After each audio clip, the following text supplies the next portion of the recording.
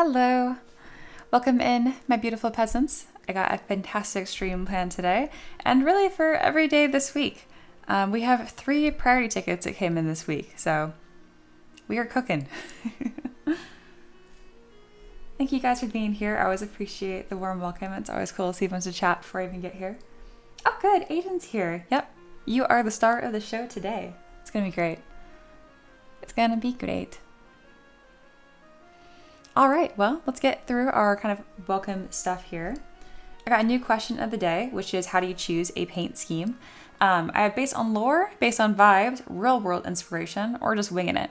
I do a combination of winging it, and then I use this site called Coolers. There's a paid version, I'm sure, because there's always a paid version. I don't care what's new. Go away. But yeah, it's cool. You just press spacebar and it gives you new colors.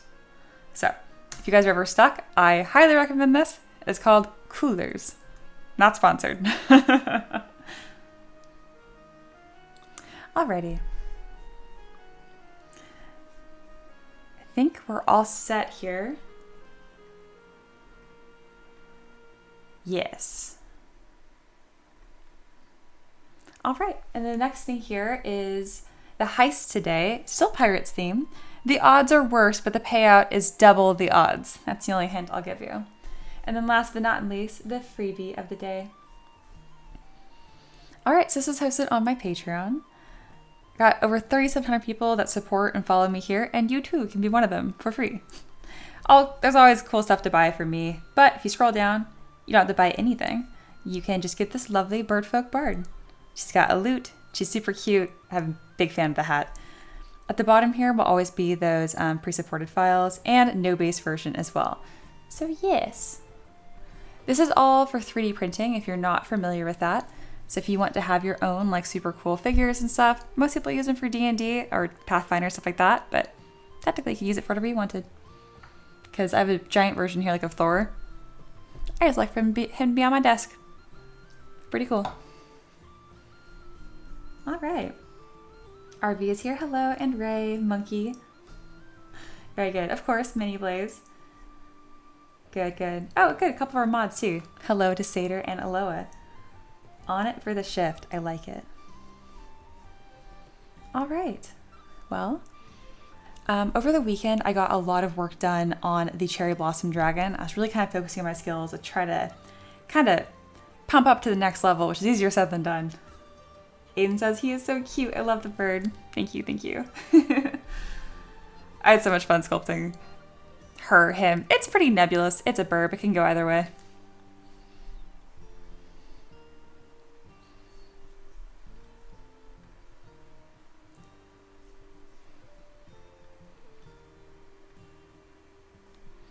All right, well, I think that's everything. So now can I hang out, doors open.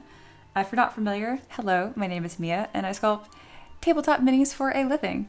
Everything that I sculpt on stream is a request from someone that supports me on Patreon, and this Cherry Blossom Dragon is no different. I'll probably mess around with this, kind of just warm up here for the next 30 minutes, and then begins the Tavern Keeper's Craft, which is where Aiden's character will be the star of the show, which is a super cool looking wolf. It's a dual class between a mage and a ranger, and pretty excited for that. They also have a really epic weapon. It's like this one-handed sword that I want to try to sculpt from scratch and get as close as possible because it's really epic. If you can't wait and you want to know what it is right now, you can go to our Discord and check out right here, Wolffolk Ranger. And then all the details are at the top. But until then, hang back or kick back, enjoy the vibes. It's been a good time.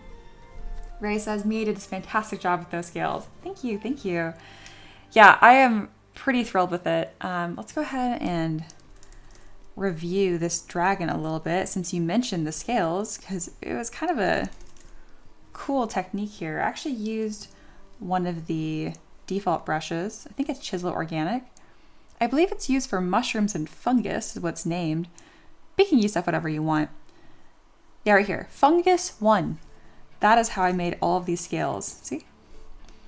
But there's obviously a little bit more to it than just that. Whenever you're detailing something like this, it's really important that you don't just make a bunch of scales exactly the same, even though that's normal, like on a snake, you'll see stuff like that. But there is like a small gradient in the way that things kind of fit together in a rhyme or reason. So yeah. And then for the front of it, I actually created my own VDM brush. So I sculpted this, and then I spent a good half an hour fiddling around trying to remember how to do it, and Googling, and it wasn't helpful. And then I remembered, wait, I teach ZBrush. I have a video, so I watched my own video lesson and remembered how to do this. Long story short, if you just sculpt like a texture on a plane, and then you have to select a chisel brush. This is the kicker, I always forget. You have to select a chisel brush, any of them. And once you've selected one of them, you come down here to create multi-alpha brush, and then it will replace that chisel. And here's the really silly thing about ZBrush. When you do this, it will write over that chisel brush. So if you want it back, you have to go to reset all brushes. There is a way to save it so you can have it forever, but I thought that was funny and just goofy. Aloha says, Mia, look in general when you have a spare chance. I am afraid. Oh my goodness. Is this the request? Or is this just like fun stuff? Listen up, peasants. Tavern announcement. Oh my goodness. I love the little banner. 'Tis the legendary week of modeling for M3DM. Grab your finest mugs and join in with the mayhem. We begin with werewolves to kick off this fine Tavern week, so spare no point or resin for for we have all the modeling entertainment you seek. It rhymes and it's so cute. We have a model release this Monday. Be sure to tune in live. The peasants will be rowdy. Take care to not stir the hive. Oh my goodness, I love this. We cannot forget our brave adventurers embarking with such glee. Just care to not bet all your coin when heisting below the depths of the dangerous deep sea, which is perfect because we still are doing pirates. Tuesday will be monumental for the M3DM stream, as Fallen God Aloha bestows such chaos. Tune in to find out if Mia will fall apart at the seams. Yeah, we'll see. I don't know what they requested, and I'm afraid. This week, who knows what may be in store? Just pay attention to claim the daily freebie, as at the M3 Tavern, only one thing is certain. Aloha will be writing the lore. Oh, cute. Wow, that was super cute. I love that. That gets all the fun little reacts. You're the cutest. That is the best. That gets a little like... That gets proper confetti. Amazing. A round of applause for everyone. That's so fun. Does a mug full of ice cream count? Absolutely. That like double counts. Amazing. Yep, I have the best mods. Oh my goodness, that is the best. I was all excited. I'm like, is this the request? No, we're going to find out tomorrow. So I don't even know what Aloha has picked out for me. It's going to be awesome. I just don't know what it is. I know it's not something simple like a Tavern pet. I know it's like a full fleshed out model. Maybe it's a dragon. I don't know. If I had to guess, I think it's going to be like a custom creature of some sort, but I'm really not sure. RV says, Mia today also created something like that, but instead of VDM, I set that as an alpha. Absolutely an option. And it gave me totally wrong result. Oh, so I think I'll watch yesterday's live stream. That'll be much helpful. Well, your alpha should have worked still. If you wanted to use it as like a stamp, just make sure to change your brush type from dots to drag rectangle. I bet that was your issue. Hey, Wendelia's here. Hello, hello. Monkey said, check out the emoji I reacted. It is on theme. Oh yeah, you have a pirate monkey. Look at all of you guys with your fancy custom emojis. Monkey and Zexus. Oh, woo. Amazing. You guys are so much fun. All right.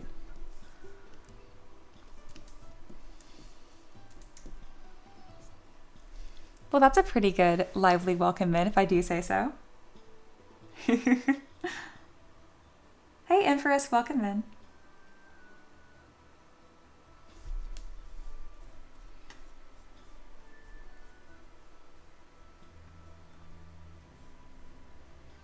All right, I think those are all of the warm-up things.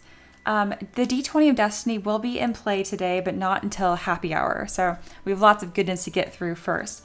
But if you guys do donate to happy hour, which is that $5 gets you a D20 Destiny roll, which triggers one of 20 exciting effects on stream. Sometimes chaos, sometimes fortunate, always fun. Anyhow, that will go towards our Tavern pet donation pool. If we hit $30 a day in any day, then we get a Tavern pet that day as well. There you go. RB says, Mia, I was creating an armor which had some patterns instead of sculpting. I tried to make an alpha, but somehow it didn't work as expected. Maybe we'll look over that during happy hour. Monkey says, hail. Did I just combine hey and hello? I think so. Aloha says, "'Twas my weekly Tavern announcement for this week of streams. Tuesday will be so cool." Oh, I'm so pumped. Oh, we're using headphones. Yeah, not for my mic, but just so I can listen to my music in style. It's also just an easy hack for making my hair look more consistent. Because the curls be different every day. But if I stick something on my head, then I don't have to worry about it. So yes. All right, sweet. Well, in the meantime, we're gonna just probably work on the feet. I think those need the most attention right now. Maybe some more resolution on the head. Oh, Abel's back. Hey, welcome back. Really cool dragon. Thank you. It was a patron request. It's actually a request from the same person that made our M3DM Tavern tarot deck, which I haven't implemented to the streams yet, but it's in the works. It's cooking. All right, I am going to detail the head a bit here to kind of get myself warmed up. If y'all need me, you know how to reach me. Just make sure you ping for M3DM in the chat and they'll pop up in orange so I see ya. And always a friendly reminder that you guys are welcome to repeat any questions that you have. If I ever miss a message of yours, I don't mean to. Sometimes the tavern just gets a little rowdy and I miss out on stuff. Mondays tend to be a bit chaotic and fun too. But yeah, it's going to be a pretty epic week of sculpting and streaming. So we have today the werewolf mage ranger, which I think many of us shorted to manger. That's going to be a lot of fun. And then tomorrow is Aloha's secret request. I genuinely don't know what it's going to be.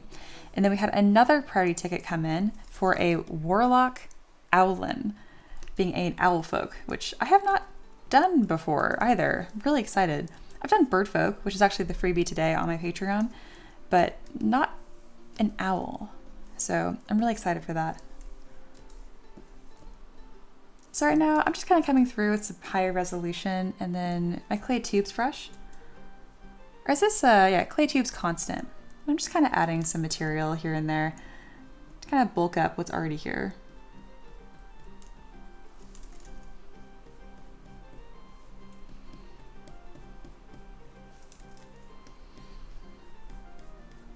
I love detailing organic shapes like this because you can be kind of messy with it. Just kind of fun and relaxing.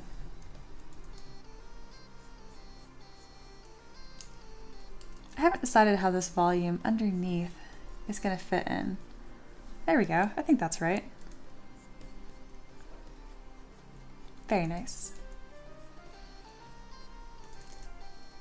Just building up some material. It's also kind of serving as detail as well. And I want every single form here that I'm adding to further complement what's already here.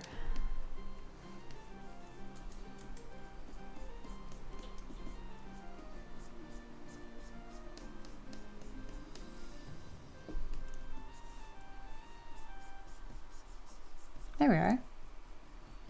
Oh, and a reminder to all my students, if you guys have any assignments you want me to review for happy hour, make sure to DM those to me now on Discord.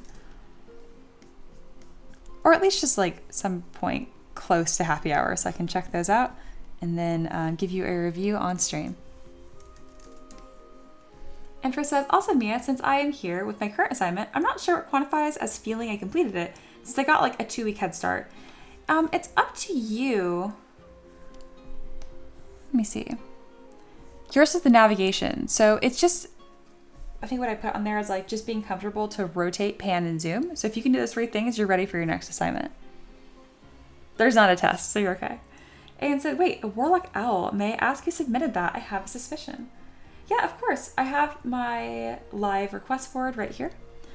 And it was, username is Fool. So yes, if you know a fool, maybe this is your fool. Do you guys know each other? Because that'd be super fun. Ray says, rowdy, us, never. Especially you.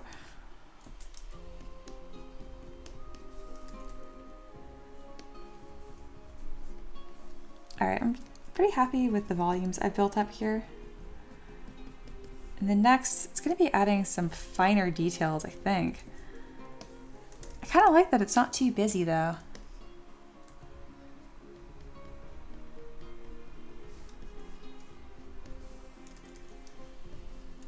Yeah, it's one of those things where it's really tricky to find where your stopping point is, what's enough, what's too much.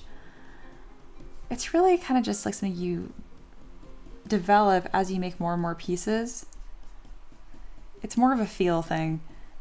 And it really depends, like, what is the purpose of your, piece of art? Is it supposed to be super high detailed? Is it supposed to be printed this big, that kind of thing? Just Single says, I'm a fool, but not that one. This is true. It was not just Single's request. Empress says, oh, okay, cool. I was afraid it looked like I was mowing through things. Oh no, mow away. Satyr says, but I know several fools. Oh, Reapers come in. Welcome in. Satyr says to Empress, that's the best part for mentorship, as I understand it. She'll facilitate to you and your speed. Exactly. Exactly. I've only ever had one student that I thought was going a little too fast, and I just made them repeat assignments, and that fixed that. They would get through their sculpting assignments a little too quickly, and I was like, I think you can dig in and do a little bit better. But even then, repeating assignments, especially like my assignment Create Bad, everybody repeats that assignment a few times. It's just such a good warm-up. Satyr says, well, I guess the best part is Mia, but those go hand in hand. This is true. I am part of the mentorship. Abel says, what inspired you to start live streaming your sessions? It originally started from a very this is not a very sexy answer. It's business. I was like, I want more people to see my art.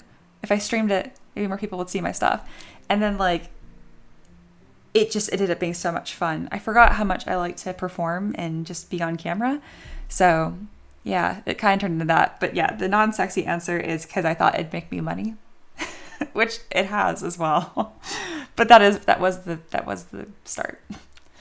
Ricky and I done YouTube videos before, and the comments on YouTube I found were pretty high quality, and the people here were quite pleasant, and it wasn't just nonsense trash comments, which I really don't mind. People get really worried about trolls and stuff online. There's really not as many as you think. I think it's a human brain thing, but it takes us 7 positive events to cancel out 1 negative. So it's extreme negativity bias. Just knowing that fact kind of helps protect me from that. So I was able to spend more time looking at all the cool, nice comments that I got. And I was like, okay, this is a community I think I want to interact with. And boy, did it pay off, because I'm quite happy with the peasants that YouTube has sent my way. That's you guys. Clay says, this week is going to be folded up a bit, as I have family coming in from out of town. That sounds like fun. Are they staying with you? Because that can be busy. Ian says, oh no, not my fool, but I do have a friend who definitely would have commissioned for themselves. Oh, how funny. Very cool. Empress says, yeah, I was doing that with the UI one, if Mia wanted to share what I did for that. Oh yeah, sure. I'm always happy to share. So Empress went ahead and detailed their scene a bit.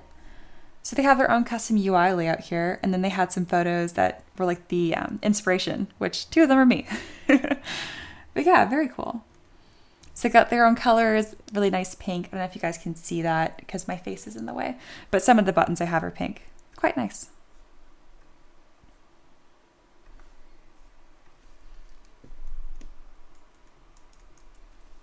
Satyr said, a curse is always heard more loudly than a compliment. It's true.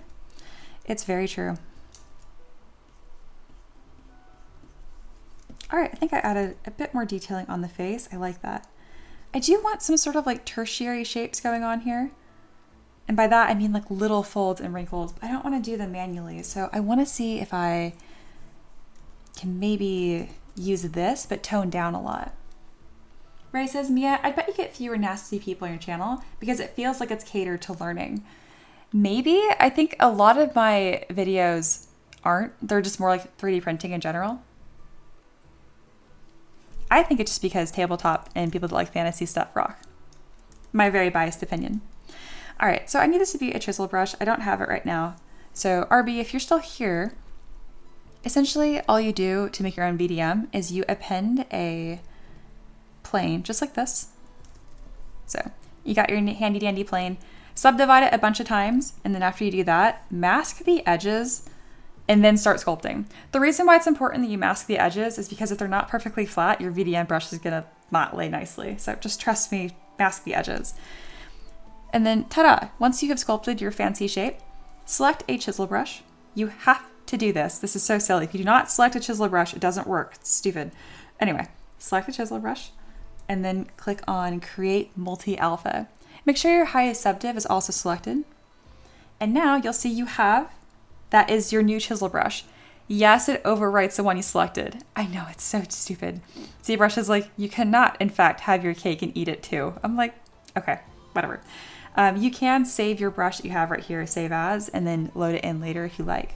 And then if you're sad that it destroyed the default brush, you can just click reset and it should fix that. Okay, now that we have this, I can see if I can kind of layer this on here and get some interesting tertiary shapes. Obviously by click and dragging, it's a little intense. So I'm gonna turn on backface mask and lower the intensity. But yeah, this is a really quick way to see how I have a bunch of like interesting little forms now that layered on there. It's pretty cool.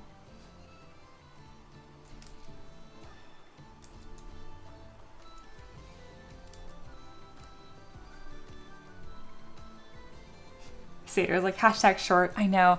I've looked into making shorts from my videos. It's just kind of tricky because it's not the same aspect ratio, and I cannot find like a hacky simple way to do it. I just have to like properly edit the video.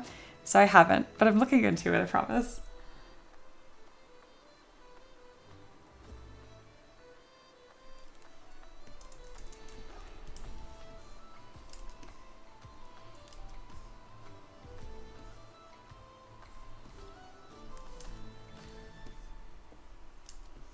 So yeah, I think I'm gonna just use this brush here to kind of layer in some interesting tertiary shapes. I'm gonna use my mask brush as well, just so I have a little bit more control of how this is gonna lay. There we go. I'm clicking number 1 on my keyboard to repeat those strokes. So what I'm doing right now is pretty much the equivalent of adding like skin pores to a model. It's just like a little fine layer at the end. And it's only working well because I already have really strong primary and secondary forms. Again, it's like building a pyramid. You can't skip steps.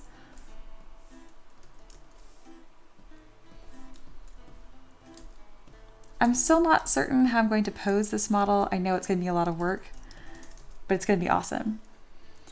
I believe there is a statue that Studio Ghibli sells of Haku from Spirited Away, and he's pretty much just like on like an oval base, and then just like the serpentine body of the dragon is like super arched and super cool looking. I think I'm gonna model this one loosely based off of it, especially because they're like the same general type of dragon. And I'm a huge Studio Ghibli fan, so surprising no one, I'm sure. There we go. Look how cool that is. So again, to go from this to this, all I'm doing is clicking number 1 on my keyboard so it duplicates that stroke. Satyr says, Mia, that makes so much sense. I didn't even think of the ratio issue. I just think they'd be a good way to serve as commercial, give people a fun size bite of what your streams do. Oh, I agree. It's a super smart thing to do. I know it's possible. I need to solve that problem because it would so be worth it. And it'd be fun for you guys too to see like highlights of streams you've already been to. Just like a little throwback almost.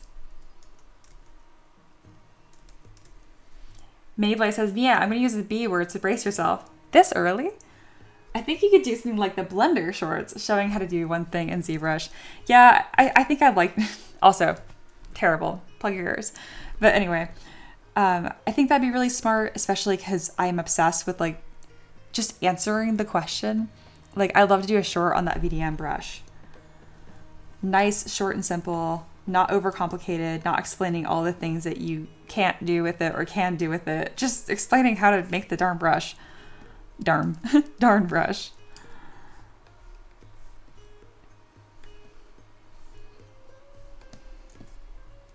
All right, I am really happy with all the details and textures we've laid on here.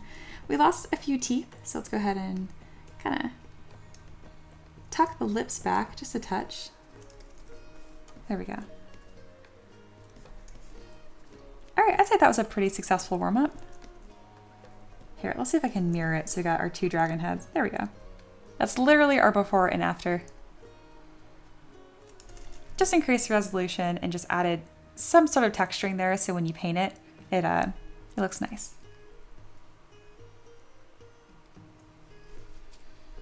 Just Linkle says, Mia, you can make shorts of mini lore videos for all the different minis. You just drop spicy lore into a quick turnaround the model. Yeah, that'd be nice and easy. Oh yeah, and since you guys are in here, don't forget to like the stream. It makes a huge difference. But mostly just thanks for being here. It did make a heart. I totally missed that, Abel. Empress, I'm you, but higher resolution. Oh, you know, I haven't done a fun render on this. I want to do that.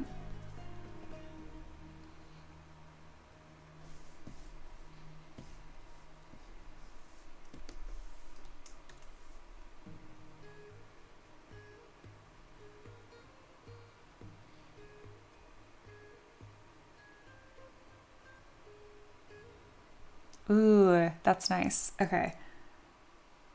How can I make this even more fun? So the darn dragon is so long. It's hard to get like a really nice, like spicy close-up because it does not fill the frame very well. Come on, be the star. Just kind of get you rotated. That's probably the best I'm able to do. Ah, that's okay. There's just so much cool stuff going on. I want to show off literally all of it. That's not possible. All right, I'm going to hide the base for just a moment. And all this is not important. This is just me having fun, trying to make a fun render before we move on to the main Tavern Keeper's craft.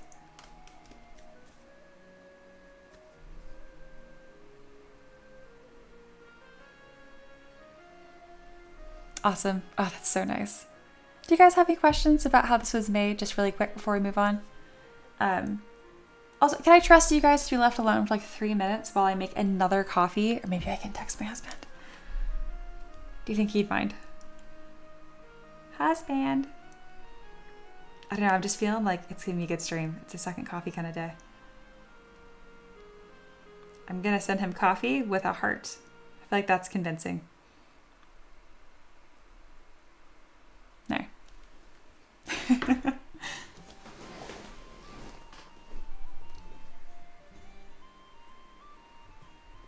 Oh gosh, I really love this. So I've made models like this before in the past, kind of. I kind of want to just show you guys some other things I've worked on really quick. The River Dragon was my favorite model I'd made for a long time. This one's a really epic silhouette. Isn't that nice? But if you look at the, okay, this isn't like a bad like butt. This is just like we're reflecting butt. Reflective butt. Okay. Like the head's pretty and stuff, but I think that the structure I have on this head right here is just so much more secondary form, so much more volume, you know? I'm really, really proud of that. Especially even the way the body is structured. I can definitely tell that I've improved and that feels really good. I'm still immensely proud of this model. It's just beautiful. I made this in 2021, it looks like. Yeah, it's the oldest file I can see here. So yeah, just a little 2021 versus 2025 action right here. And this isn't even posed yet or finished. Yeah, I'm feeling really good about that. This was my favorite model I'd made for the longest time too. If you want to go back even further, you guys have watched Mythbusters, right? I'm sure. This was printed on Adam Savage's channel, and I will never live it down because it's just the best thing ever. So if you go to one of their early channels about 3D printing, I don't think Adam like specifically necessarily picked this, but one of his team people did, and they held it and they talked about it because it was free on Thingiverse. So this one's even older. I made this one in 2019. So I made this within a year of me first learning to sculpt ever. So from never touching ZBrush to a year later, this is what I've made. I'm telling you, that early rush of like improving as an artist is like super addictive. And then you just like, all right, now it's a grind. Every little bit of improvement is so much harder. That initial year though, it's just like a rocket ship usually. But everyone's different, honestly. But yeah, I just kind of want to show you guys some dragons I'd worked on there because who doesn't love that?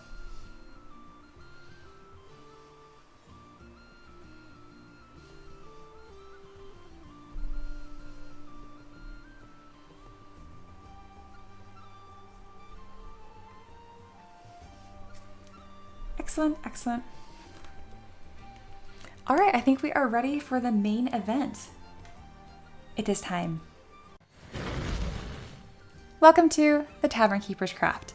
This is the main meat and potatoes of the stream where I highlight a Patreon request and make it live for you. It is going to be 3D printed. Every 3D model file that I make, you can scale it up or down. So if you want to print it really big, you can.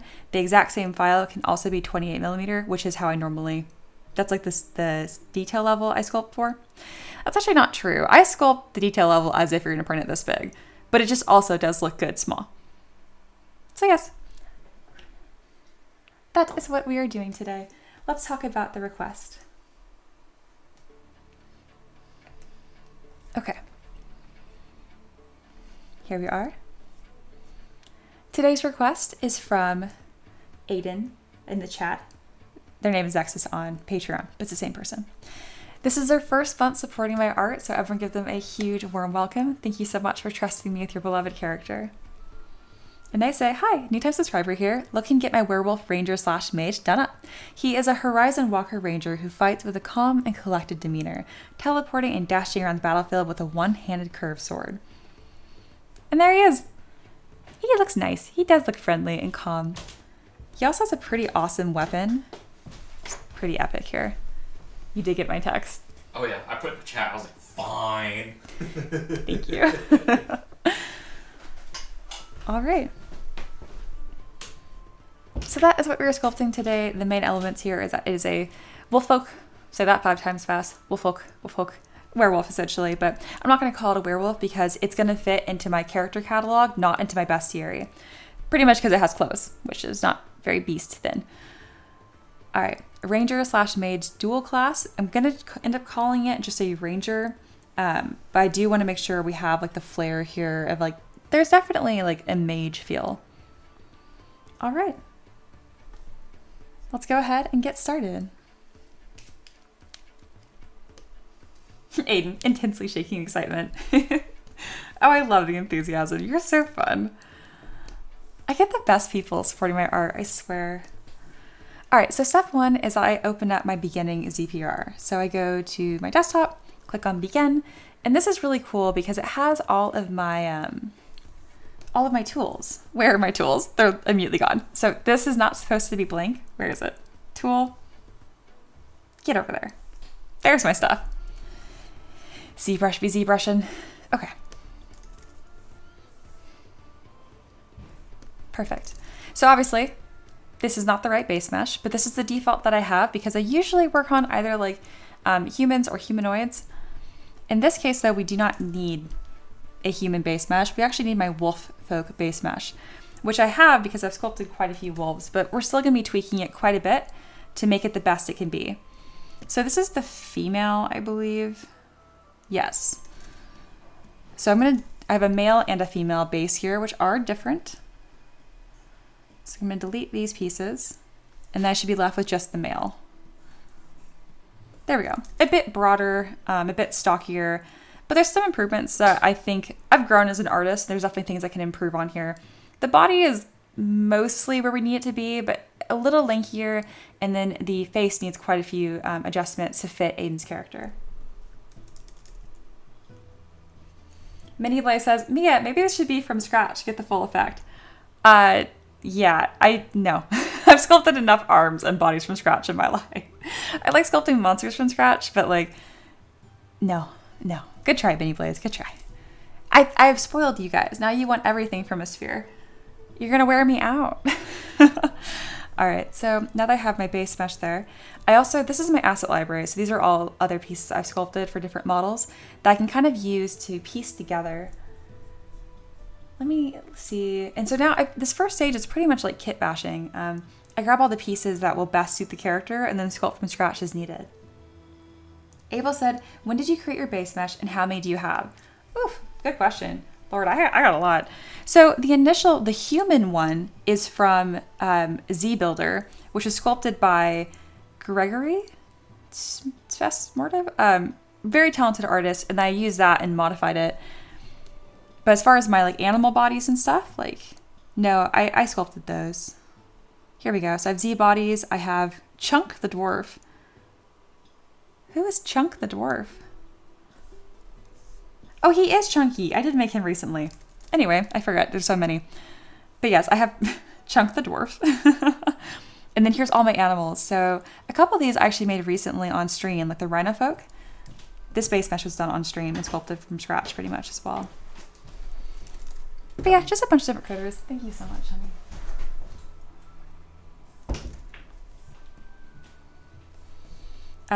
I also redo my base meshes quite frequently. So this wolf is one of my newer ones because it's just a bit higher quality. Wolves are tricky, but there's still some problems here. Like, look how low this mouth corner goes. He looks like this. We're going to fix that. Alrighty, let's go ahead and kit bash here. Empress, we require fresh organic sculpt from scratch every time. God, I don't have enough coffee to be witty in response. I want to be funny.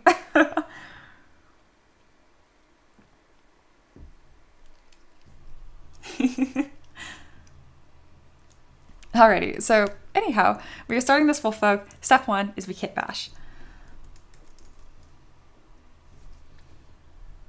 Aiden says, I actually started a Pathfinder game yesterday with a new group to me. First time using Pathfinder and the Mages class. I found definitely fit him more. I could see that for sure. Yeah, I guess the robes, he is going to look more mage-like than ranger, but he's both. Okay. This little sock thing is actually quite similar to what's already in the reference artwork. And again, we're referring to the reference artwork, but we are not copying. That being said, we probably could, because I'm quite confident that they commissioned it and they now own the rights to that artwork. But I don't know. I like to kind of put my own flair on things anyhow. Aiden, I was so happy when in like your request you mentioned like, oh yeah, because I saw your farmer werewolf and your werewolf alchemist, right? And I just appreciated that so much because having like someone come to me to get art done like in my style, it sounds like it'd be obvious, but it's not sometimes. So I just appreciate that you picked me because you already like my art. Thank you. Was that too sassy? Oh, I didn't mean for it to come out so sassy. I meant it like heartfelt, but it came out, you know. All right, we're probably gonna sculpt the fabric belt from scratch because like, I think I can do a better job than this. All right, no more pieces from here. And then as far as all the different heads go, he does not have hair because he is just already a majestic wolf. We will need some sort of shirt though, so no hairstyles. You can delete that subtool. Here we go. This is actually quite similar to what he is already wearing, minus the boobs and the fit. But as far as the components go, this is actually quite close. And there's a reason why, if I look at this, see how it's like structured in different colors? Those are called polygroups. So if I hold Command Shift and click, check that out. I can isolate each individual piece and that lets me iterate stuff very quickly. So there's a lot of thought that goes into each one of my assets when I create them to make them the most reusable, but also just look the best for each character. All right, so we're gonna go ahead and append that. I love the kit bash phase, it looks so silly. You know what, I like the way this fabric is sculpted here. I might be able to use that for his belt. And then for his pants, we're gonna sculpt them from scratch because he's got digitigrade legs, which just means like the backwards joint or whatever. And he will need custom fancy pants. All right, that is our kit bashing stage. we're going to go ahead and hide everything except for the body to start, because I'm a big fan of having the model kind of off to the side as we work, because it's kind of fun to like see the before and after. Here we go. There is our stamp. Oh, and since you're here, Zexus, or I need to pick a name for you, Aiden. Since you're here, you get to pick like a preference for the base, like what scene you want him in. I kind of figure just like grass, maybe a few flowers, but I'm open if you have something more unique. Oh no, Sator's Auto Gnome Blade Slinger Wizard died yesterday. That's a mouthful. Not your Auto Gnome Blade Slinger. I'm very sorry, genuinely. That's the worst. By PvP, no less. Was pretty good. I probably, if one of my players killed my player character, I'd be devastated. Aiden says, heck yeah, I love your work. And yes, I'm totally down to see your interpretation on his outfit. Excellent, because I always joke that being a 3D artist, I'm pretty much just a glorified fashion designer. Empress says, it's so funny how prepared Aiden was for this. The peasants didn't have to do much. Yeah, no, Aiden just has good taste. Great artwork, already set and ready to go. All right, we're also going to color up our scene just a touch here. Let's get some fun lighting.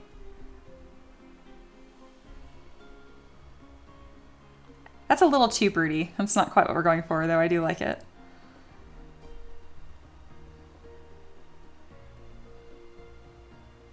All right, nice and bright. Let's bump the shadows and the ambient occlusion.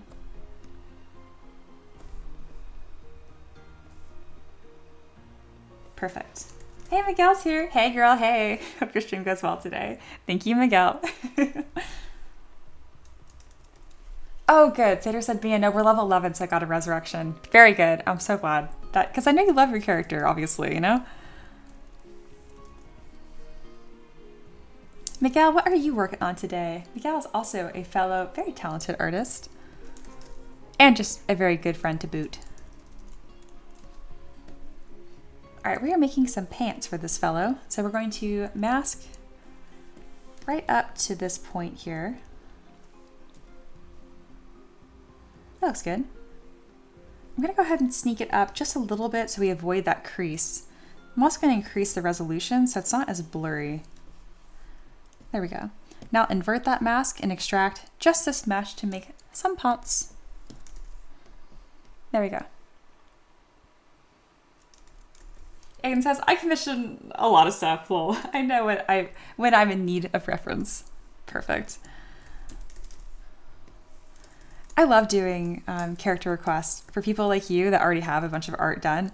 Not so much because it makes my job easier, though it does. It's just cool to see like how much you love your character, and like there's obviously a lot of thought that went into it. It makes it fun for me when like the character is just as loved by both parties. I'm describing it like it's a nuclear household, like. Oh, Miguel has quit 3D and is now making fantasy pastry cakes. Honestly, that sounds like a great alternative too. You live your best life.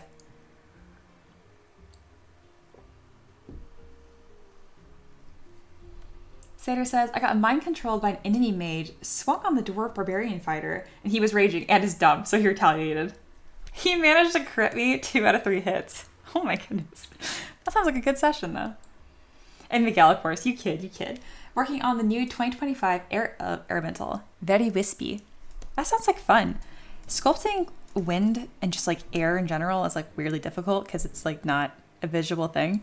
But of all people, I know you got it, Miguel. It's going to turn out awesome. All right, he now has pants. Rejoice. They're going to fit a little on the looser side. So I'm going to start creating that kind of rounder silhouette. Perfect. And then next for his little feet. Okay, so this is kind of tricky because the way that I have the legs shaped are different than the reference, and honestly the reference is better. So I'm going to follow that instead. I kind of whiffed on this hawk right here, and look how like rounded off I made it. Don't mumble when you sculpt. Go ahead and like really make that form nice and clear and confident. Which, to be fair, there's not a lot of great like werewolf reference art out there. I find the legs tend to look pretty janky.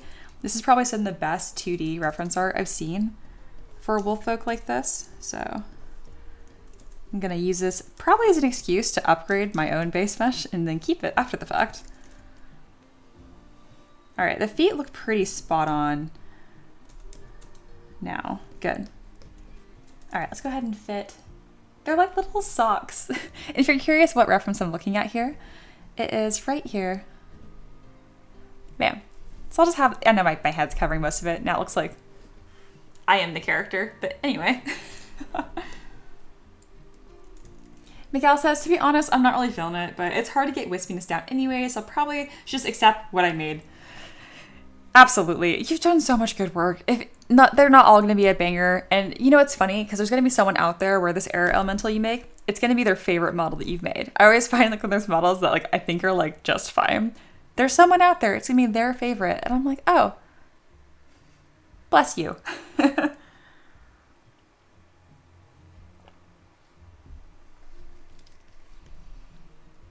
Man, there is like, look at these like little paragraphs in the chat. Y'all have a lot of good stuff to say right now. I love it.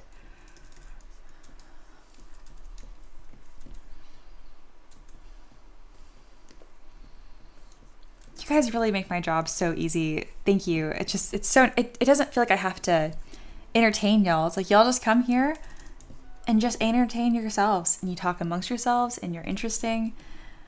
It's just the best.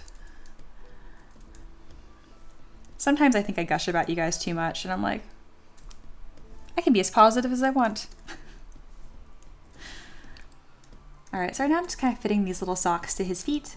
If I think the mesh is getting overworked, I will just delete it and not worry about it. I feel like it's getting a little overworked. Like, cool concept, but it's gonna look better if I just make it myself. So to do that, I'm gonna use this mass lasso brush.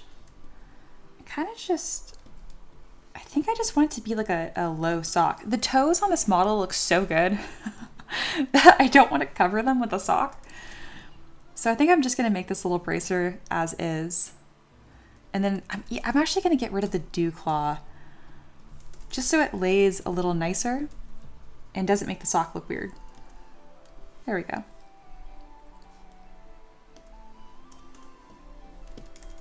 There we go. I might add the little like wraps and stuff still, but I've decided to not make the sock wrap all the way under his foot like this.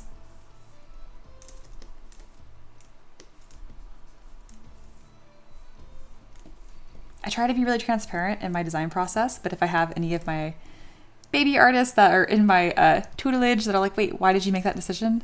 Feel free to ask and I'll try to explain it again. In a nutshell, it's pretty much just like clarity of forms and ease of printing and painting at the same time. Once I get out of this kit bashing phase and get all of the basic elements down, I'm gonna go ahead and add a little bit of poly paint. And we have such a nice color scheme to work from that it's probably not gonna take very long.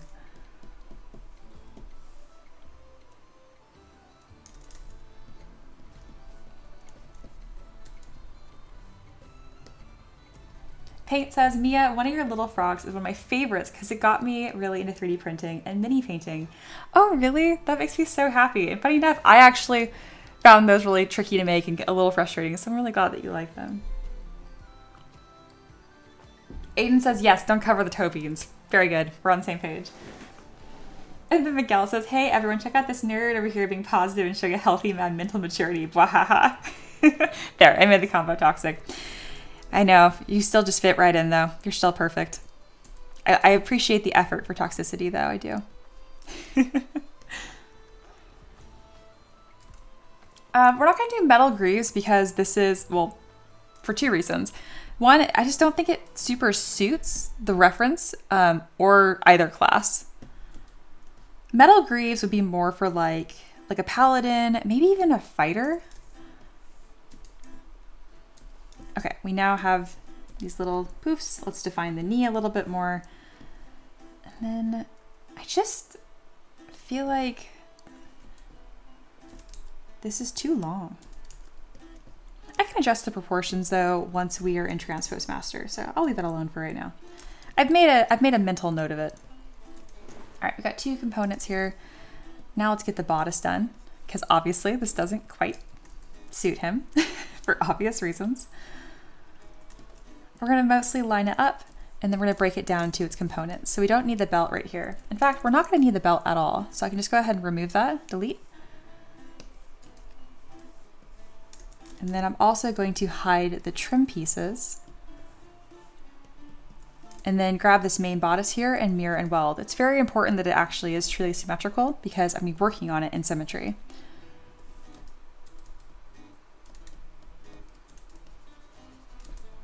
All right, this is much so like a looser fit. And something I'm gonna do that's kind of like sneaky and simple is the actual garment right here would pull down into like these 2 sections, right? Like that.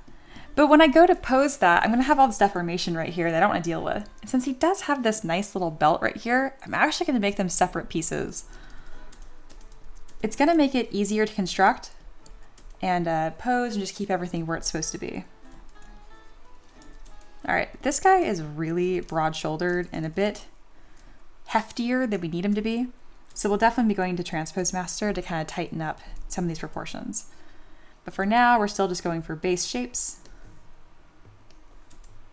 So we won't worry about that quite yet. All right, that looks good enough. Now let's see if I can repurpose this scarf for the belt, because it's actually quite similar to the same texture that his belt is. Even if I decide to sculpt it from scratch later and make it look better, this will be a nice like placeholder as we start fine-tuning other aspects of the design. And then in this case, having these little like frill, that doesn't fit at all. So we'll just cut that off and delete. There we go.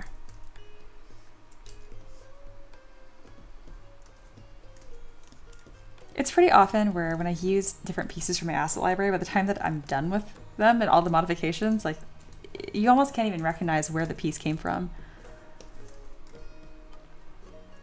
Which is exactly the beauty and the point of having an asset library.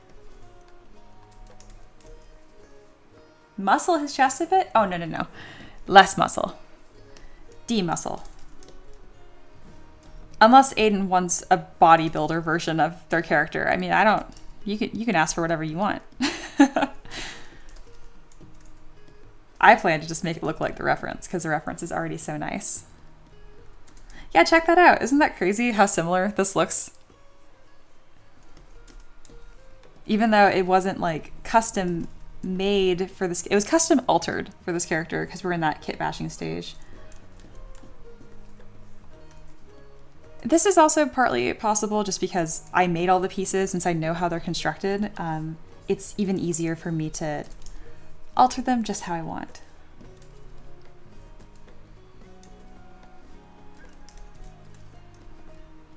There we are. Perfect.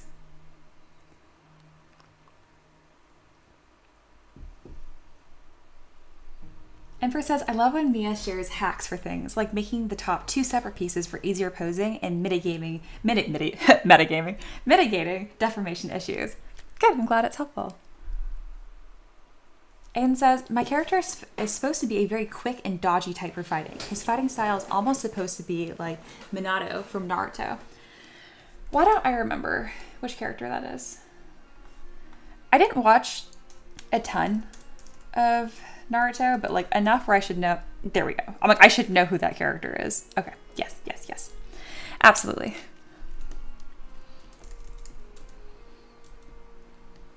I never watched a ton of anime, but I've definitely watched, I've watched Wolf's Rain, and I feel like, Aiden, you must have watched Wolf's Rain. Like, if you haven't, and you're in the mood for a good cry, you should. It's great. Granted, I haven't watched it since I was like early in high school, so maybe it's not as good as I remember. You know, I cry over everything now compared to high school. I was such a little edgelord in high school, and now I am soft and wizened with age.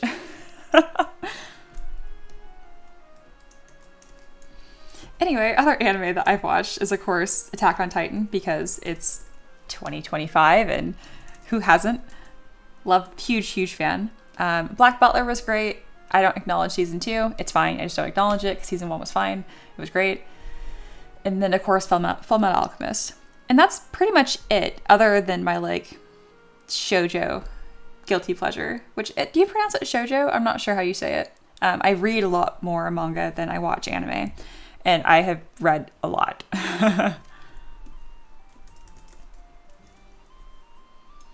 Aiden said, of course, Wolf's Raid is such a good show. Right? Like, it's so intense and dramatic. And, like, just the art style is absolutely stunning. Wait, Miguel said, yeah, who am I kidding? All 30 heads would be baller. Wait. Oh, here we go. Question. The next creature is the Animal Lord. It has over 30 head options. Do I make all 30 animal heads and make them swappable in body, or just make a wolf and call it a day? You gotta do all 30 at the same time. Like, it's a ball of animal heads. But no, on a real note, that sounds like a nightmare, but really cool. And said, funny enough, I've never seen Naruto, but I've seen some of the better fight scenes. Oh, how funny. Paint says, I've read so much manga, 300 plus books that I've read. Yeah, that sounds about right. I am also more or less in that boat. But it's mostly just really girly, sweet stuff.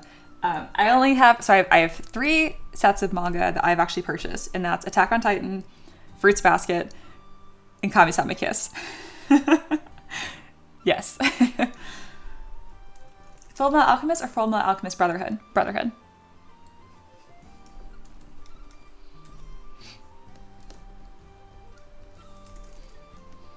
Okay, we are still working on the thing. Got a little distracted because you guys are distracting, which is fine. All right.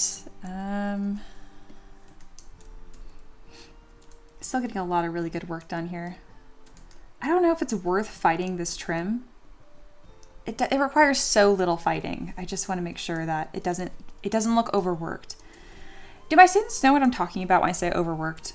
It's like when you keep moving a mesh around over and over again, and you end up like introducing all these like little lumps into the design. It's really worth like being cautious of. All right, we have some components here. It's kind of coming together. He also has like a somewhat short sleeve going on. So to create that, we're gonna go with mask and extract, and then Z-remesh by half. And that it lowers the resolution, but it also takes the topology from this hot mess to this mess. Oh, we're getting actually hotter. Very nice. That's like, why do I actually care about clean quads if I don't animate it. It's just for 3D printing. Pretty much, if you just have better construction, it just makes your life so much easier. Because like, the less polygons there are, the less polygons I can screw up. Does that make sense? That's probably like the easiest way I've ever explained that. Less problems. Full Metal Alchemist manga is amazing. You know what's shocking? I have never read Full Metal Alchemist. Like that's I don't know why. Paint says, I understand overwork because of metalworking. Oh, absolutely. So if you overwork metal, it probably gets really brittle, doesn't it? Interesting. Interesting.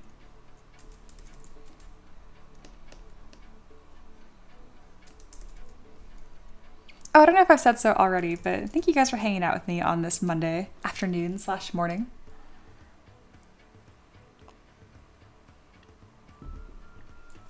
Oh my gosh, yeah, Greed / Ling, best character. Yeah, dude, Greed grew on me so much. I ended up not even minding Envy that much by the end of it either.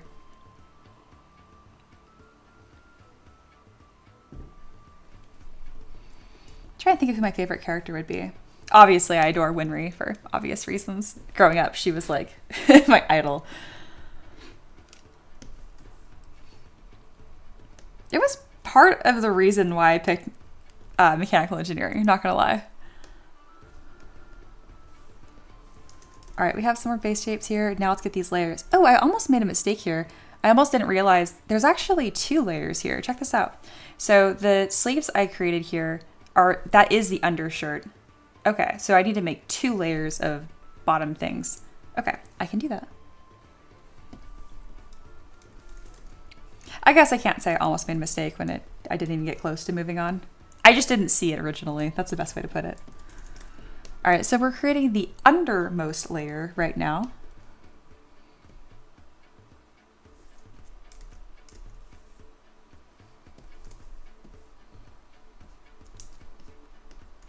Aiden said, I don't know, didn't know if you say this, so just a resend as far as the base goes.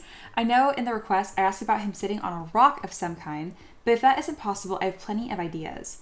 Did you say sitting on a rock? I don't remember that. Or was that from your, because we first talked on Reddit, right? Because I'm basing it on this comment here. But I don't know why I'm even pressed about this. Yes, we can do that. Would you mind putting any base suggestions that you have? Or pose suggestions that you have in the Discord, and you can also tag my husband, Mr. 3DM, because he's the one who's going to pose it. I might end up posing it just because I have him in front of me, but we'll see. Oh, Armstrong's fantastic. Armstrong, he's like a ripped version of me. I would have, you know what? He's so jolly and like jovial, so that like extra cracks me up. You are now an like cartoon character in my head. And yes, we can absolutely have him sitting on a rock of some sort. I don't usually do sitting poses for my models just because butts are difficult, and like posing after a seated position is trickier than you think. But we tend to do two. They're right above the link in the Discord. Oh my God, I'm blind. Thank you for very lovingly being like, Mia, scroll up like an inch. Anyway, I have a bunch of pose references. I don't know. I totally missed this. Okay, thank you. I don't know if sitting pose is all right, but I'd like to something like this. Oh, that's so chill. Okay. Well, you're in luck because Ricky and I tend to do 2 poses for every single character, so we'll probably do one of each.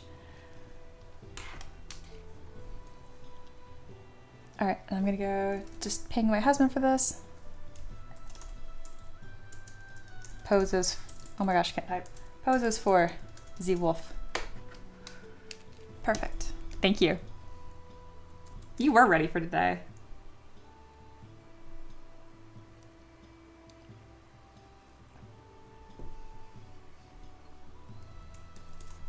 Satyr says the paint, bro, stop. Gluttony is also my favorite sin. Are we talking about like the characters in the show or talking about like actual favorite sins that we have? Do you guys know that I sculpted 7 deadly sins like in my own style and did like a whole project on it? Because I feel like you guys should know that about me because it's one of my favorite projects I've ever did. And if we're talking about favorite sins or sins that were most like us, but not like from characters from the show, for me, it'd definitely be pride, 100%. Closely followed by wrath, believe it or not.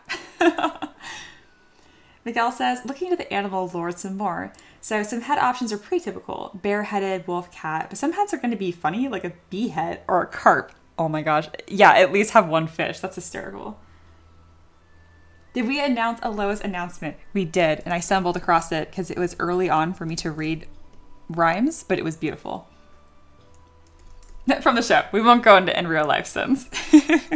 This is a judgment-free zone, but no, you're right.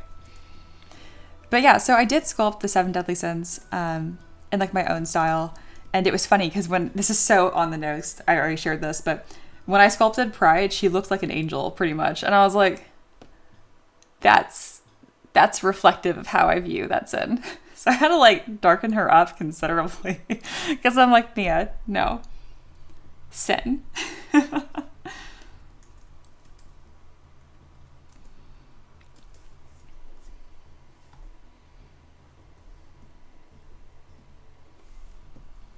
All right, so this lower shirt comes down farther than I expected. It's really important to get that curve just right.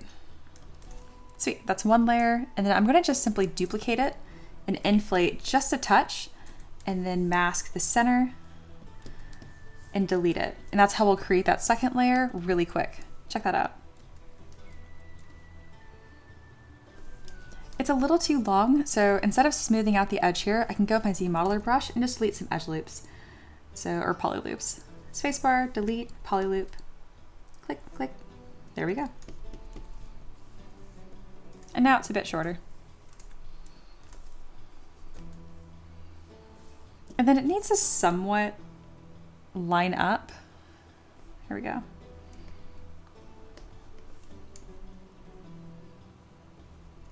All right, I think we have a lot of the main components here. Let's go ahead and get some colors. It has like this kind of really pretty reddish brown. You can color pick directly from images, but I always forget how to do it, and it's by using Spotlight, and I hate using Spotlight in ZBrush.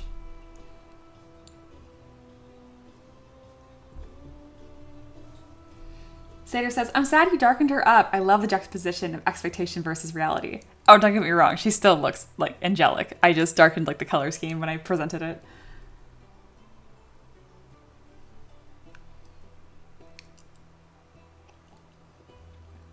Just Lingual said, can we have a poll? Just any poll.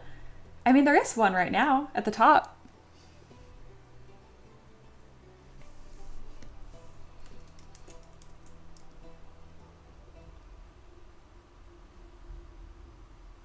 Empress says, yeah, I tried the Spotlight thing and gave up. Yeah, there's a reason why I don't have a tutorial on it, because it sucks. But I didn't want to tell you just to outright not try it, because I was like, hey, maybe they'll like it. Unsurprisingly, you were also like, oh, this is terrible. Thank you. Thanks, I hate it.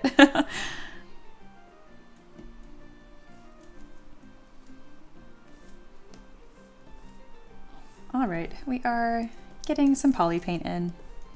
Just going with the base color, and that's gonna be a light tan for the nails, which are way too big. But that's okay. We got a long way to go.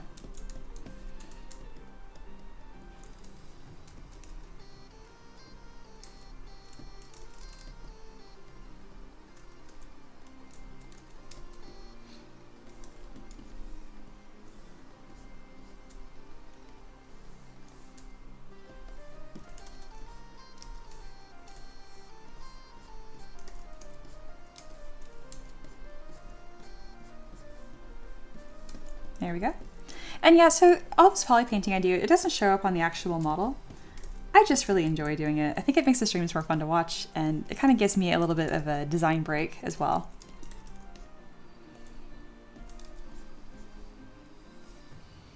Alrighty, he's got some white under his face, a little bit on his eyebrow and the insides of his ears.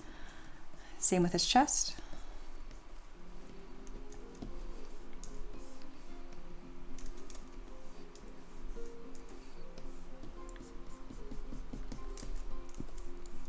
Very good. Now let's get the actual colors in here. This blue is like the most important standout color. I'm just gonna eyeball it. There we go. Has a little bit of a nice gradient right here. Perfect. And now time for the rest of it. It's kind of like this chocolatey brown.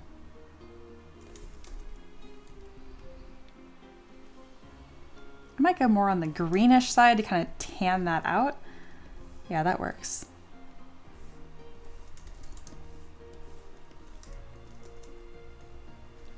Check Wolf reference channel. We have a moment. Will do. Check this out. Mia, quick mock-up on a short from the stream if needed. How did you do that? That looks like so short. Like that looks like... I might need to have an important discussion with the mods. That's something you guys can start putting together. We'll have to talk and figure some stuff out.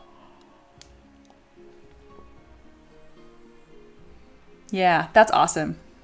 Brain is braining, I am thinking. I have the best mods in the world. Surprising nobody, I guess, because you guys have just been great from the start. But like, man, you guys are so awesome. I'm going to find a way to best utilize your time and benefit everybody. It's gonna be great. Miguel says, by the way, anime recommendations. Apothecary Diaries. Hilarious, spicy, amazing story, and full of palace intrigue. Those are like 3 of my favorite things. Heck yeah.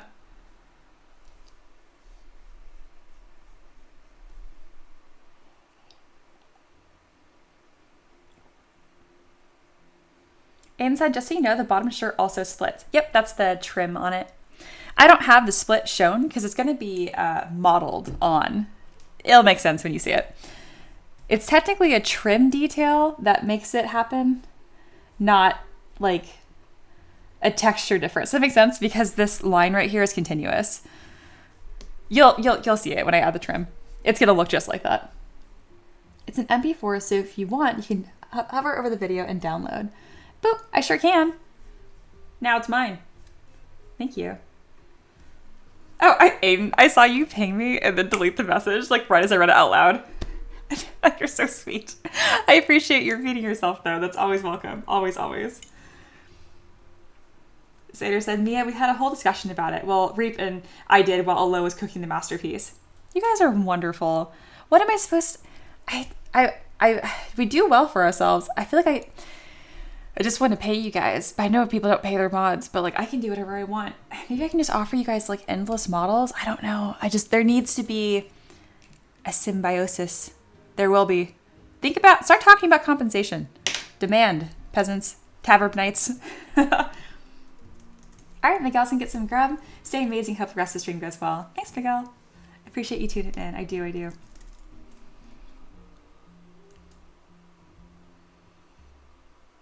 Yeah, Empress said, did Aloha figure out how to do clips from YouTube? Yeah, and they edited it because they're amazing. I just took the video and made it myself in my editing software. Yeah, that's like just legit skilled work. I'm not saying it's like extremely difficult necessarily, but it is work. And like there is a correct and a wrong way to do it, and you're doing it the right way, which is awesome. All right, I'm gonna need to go with a lighter color scheme so it doesn't just darken up the whole scene here. Because we're getting a little dark. A little too dark.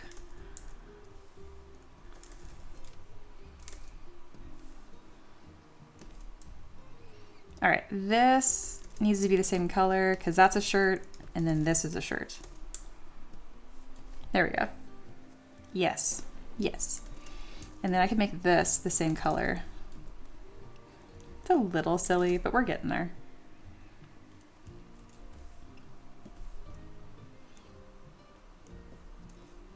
Empress says, I was thinking of offering services to make clips. I'm gonna just recruit everyone. All the peasants are going to be working at the Tavern. I love it.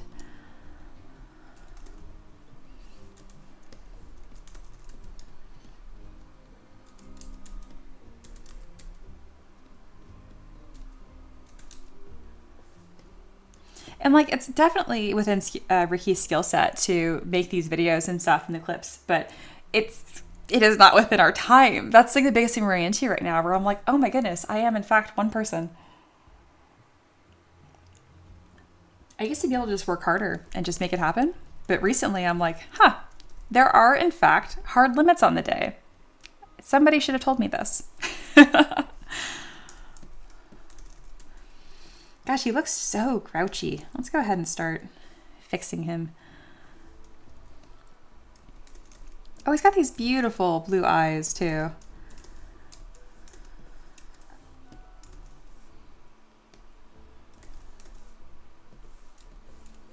All right, let's get those blue eyes nice and light. And then a bit of a darker color for the eyelids surrounding. Looks a little possessed, but again, all in steps. Slowly coming together, and we got so much time left too. We're not even halfway through Tavern Keeper's Craft. Monkey said, I would offer services to make puns if you like. Everybody's skills are appreciated. Aloha says, it's much better for you guys to make the work you do as best as possible, and we're here to help with any additional things you might want. Don't let extra work take away from the energy you guys need for streams and stuff. Yeah, Ricky and I were talking about that too, and like, it's the main content, the streaming and like making models is everything, and everything else is secondary. But it's tricky because my brain just wants to prioritize everything.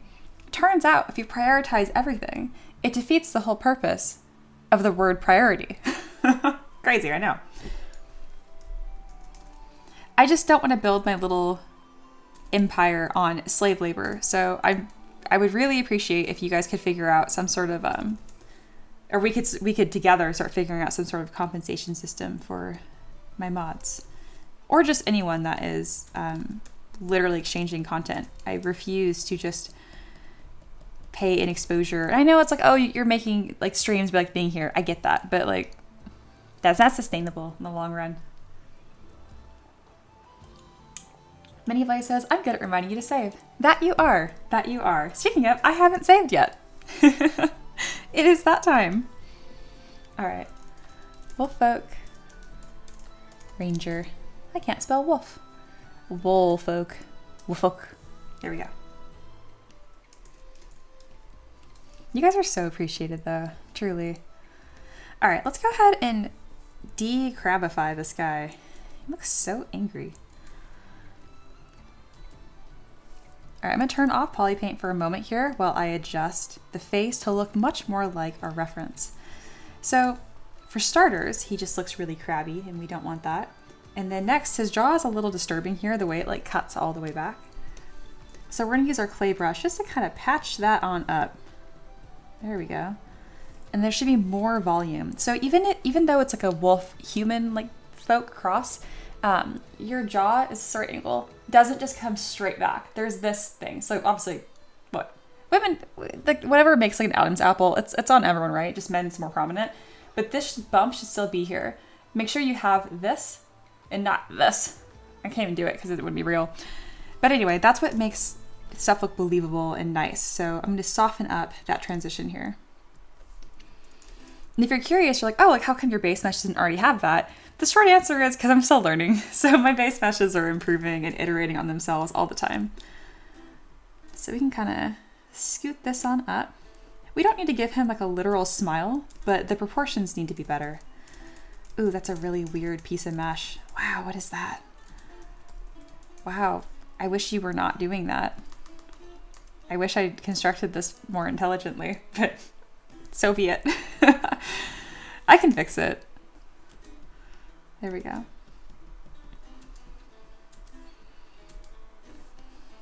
There we go. It's starting to become more like your character, Aiden. Do you see it? It's really happening. Sader said, Mia, I have placed my demands at the round table, the Knight's Hall. Okay, good. I will read that, but I probably shouldn't just do straight business on stream, but I will discuss with the mods in our very secret channel later. Monkey said, no, but for real, something that would be cool, we can make some stat blocks or an encounter with like a map or something out of some of your models. More like just a collab with what you're making. That's like a service. That would be awesome. Monkey, I know we've talked about doing this before, and I'm very appreciative that like, just because it hasn't happened yet, you don't take it as like a no, because it definitely was not a no. But I am serious about wanting to collab and work with you and do something like that. I know we haven't done it yet because life is busy. But yes, that door is wide open. And if you need me to put effort and be clear on that, I can do that. I definitely have the time right now. Zeta said, yes, that's why I put it there. You're right. Thank you. Oh my goodness, I'm starting to see Aiden's character come together. Heck yeah. I need to soften up this brow a little bit. Because again, it's still looking so angry. Why so mad, bro? And we're gonna make the eyes a bit bigger because Aiden's character really has this like soft, calm, sweet nature about them. And a bit of a heavier top lid too. Okay, that's a little too sleepy. I'm telling y'all, eyes are sensitive. Oh my gosh, I'm totally starting to see it. Heck yeah.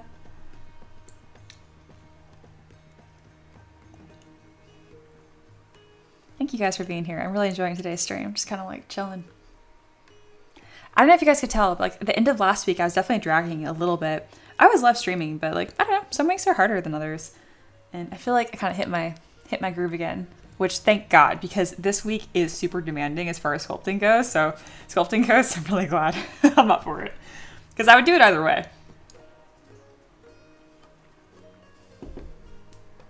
It was a few weeks ago that I had someone ask during a stream, pretty much just being like, wow, like it's so cool that you do this every day. And like, you're just like so chipper and good natured. And I'm like, it's a choice. It's a choice. I think I went to Panda Express with Ricky like earlier last month, and on like the fortune cookie was choose to smile. And I'm like, wow, I feel that in my blood. But it's interesting because like at first it kind of feels like, you know, performing, but very quickly. I'm surprised at how much I can influence my own mood. Where I'm like, if you just like chill, be happy, make sure you're well rested, well fed, whatever. It's not too bad to make happy, actually. Hello, says Mia, get ready for tomorrow. I'm ready. Aiden said, it's looking so freaking good so far. Right? Oh my god, I cannot believe how... Look at this stoic, crabby wolf. And then look at like the softer, more expressive, like it's really looking like your character. Monkey says, yeah, I'd be busy too, but it's something I want to do. The good part is I'm almost caught up on everything. Nice. I should have the Compendium project done this week, and I put my print order on Fridays, so fantastic. That's very, very, very exciting. We'll cook something up this year for sure.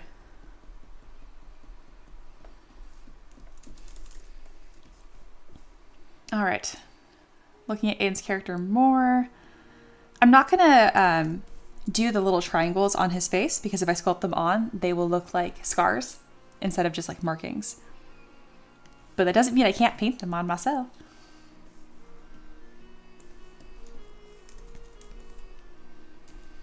Oh, heck yeah. I wonder if I can do a good job of painting these eyeballs. I want to try. I'm going to darken up my brush and then click and drag. Lower my focal shift. Oh, it's not a color.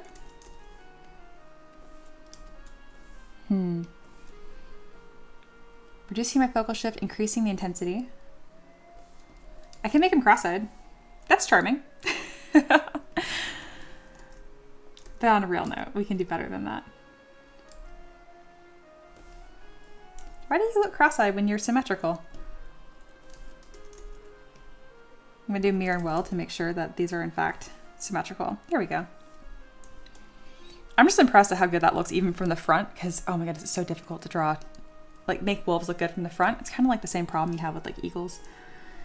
All right, two little shinies. There we go. There's some soul in that character.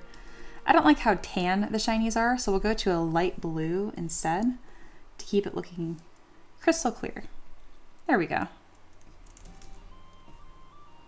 Overall, still a little dark for what I'm wanting, but this is just Polypaint and flavor building, so I don't need to be too pressed about it. I'm saying that for my own sake, not for Aiden's, because I tend to... It's really easy to get like lost in Polypaint because it's really fun to do. All right, we're gonna darken that up a touch, and then we are gonna paint on those little markings.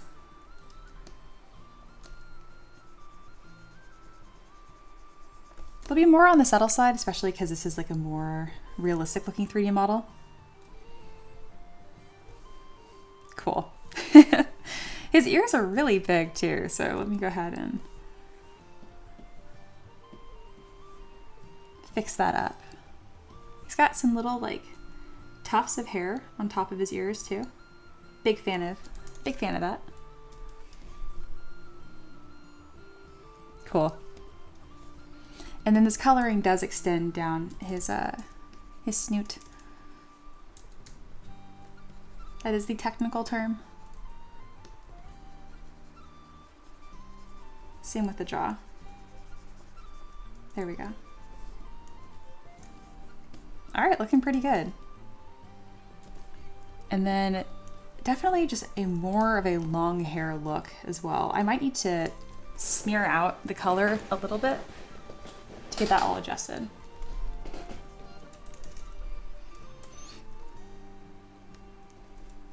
You know, something I'm gonna do first is go into Transpose Master, and that way I can do some like large adjustments to the entire character. Yeah.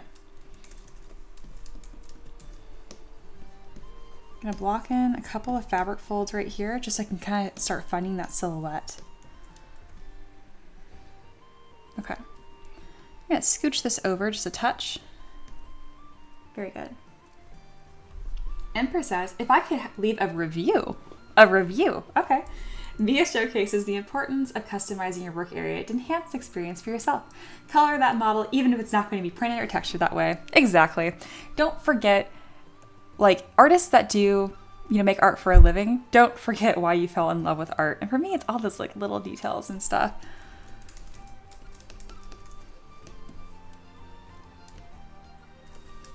These claws are way too long. Look at his little scary spider fingers. I do that somewhat intentionally though. That's more for like a posing reason. If I have those nice and spindly, it's really easy to rig them up. So I might need to leave, you might need to have spider fingers for a little bit. These claws are driving me nuts though. They're way too big. There we go.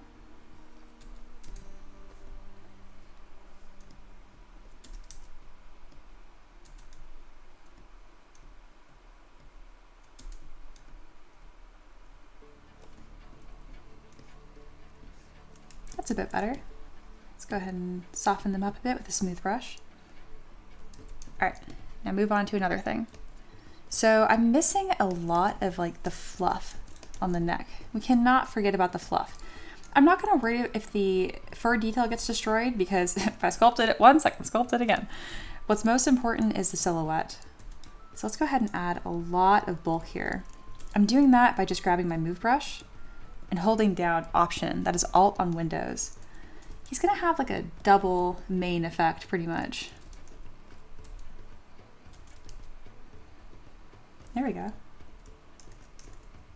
Aiden says, gotta shorten the claws and give him the beans, right? Absolutely. I might have to wait to really get his hands detailed until he's posed, because depending how he's posed, we might not even end up seeing him, especially the one that's holding the weapon. But yes, absolutely, I hear you.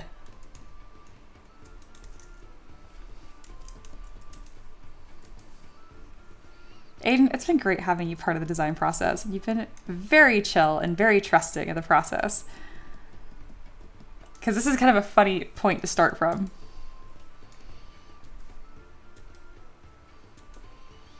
But yeah, you mentioned you're familiar with the art process and you make art yourself too, so it didn't faze you.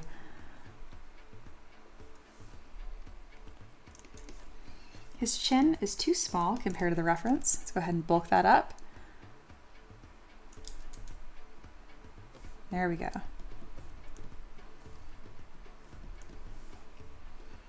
It looks a little wobbly right here, and that's just because, that's weird. That's just because of the low res. I need a view of the side of his face. Yeah, it's a lot more square than that. And again, we're not going for exact, but if I can make it better, why not? Yeah, I'm missing. That needs to be more clear. There we go. That's better. That's better.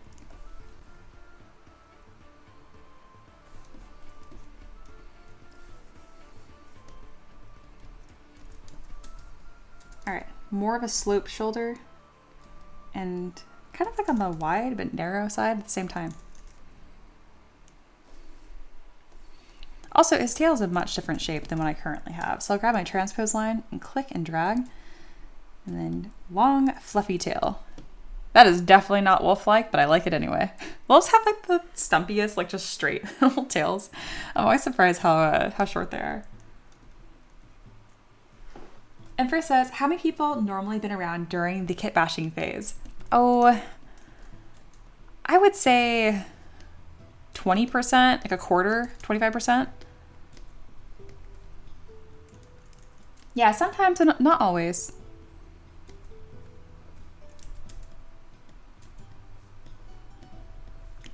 Some of the decisions in this design are going to make him look kind of more like a fox than a wolf, but either is kind of awesome, let's be real.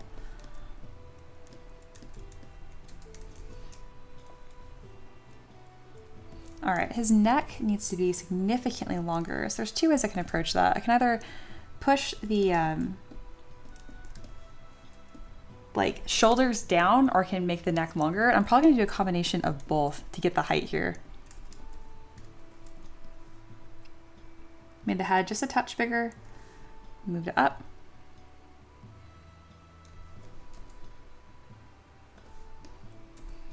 And then let's see if I can pull some of this floof out even further. Okay, we're getting a little too, see, you gotta break it to figure out when you need to reel it back. You need to reel it back a little bit. There we go.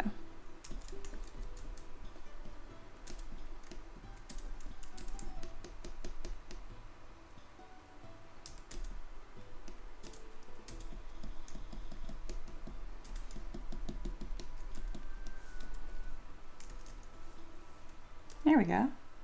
I like it. Aiden said, to be honest, he is a bit foxy. It is true. Oh, side view references incoming. Okay, thank you. That would be really helpful. You do have a bunch of art of your character. Heck yeah. Okay, that is helpful. Yeah, so that's what I thought. It is more on the short side. Okay, very cool. Thank you.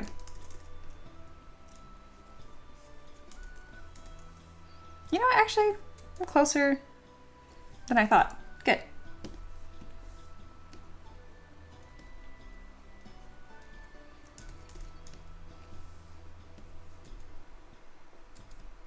Yeah, I might even tag this as a fox and a wolf once in my library.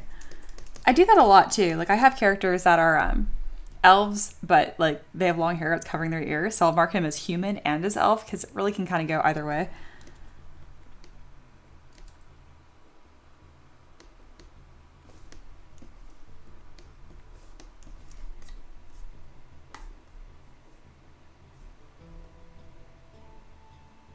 I like this one a lot too because it's really simplified.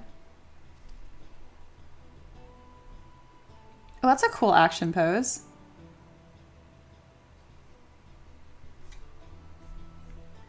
You have a good slew of artists at your disposal.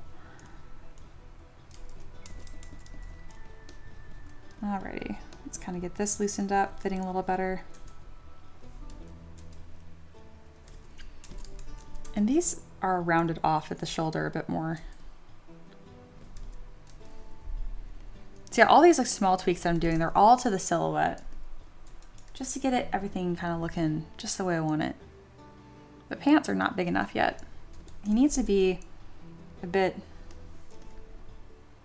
wider. Not a ton, just a little bit.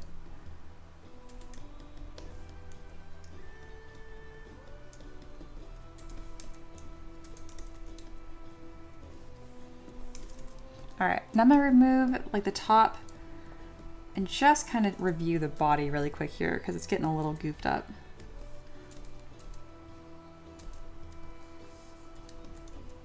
You can't have that.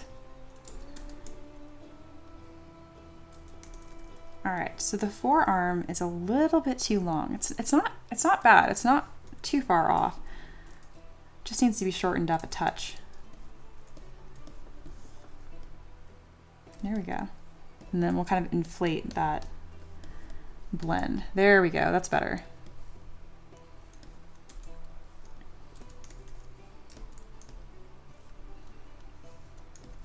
Yeah, I'm probably gonna remove the claws and just restructure them myself later, because we really just need to add a lot more volume to these fingers. Perfect. Okay, that actually worked out well, just adding more volume. Cool, very cool. Infra says, it's also so cool to see how much of the 2D elements you can work into the 3D space, since I'm sure most of you know not everything translates well. This is very true, and it's definitely a skill that I have worked on and improved over the years. At first it felt impossible. I was like, how does anyone do this? And now I realize it is totally possible. You just have to know what is an option and what isn't an option.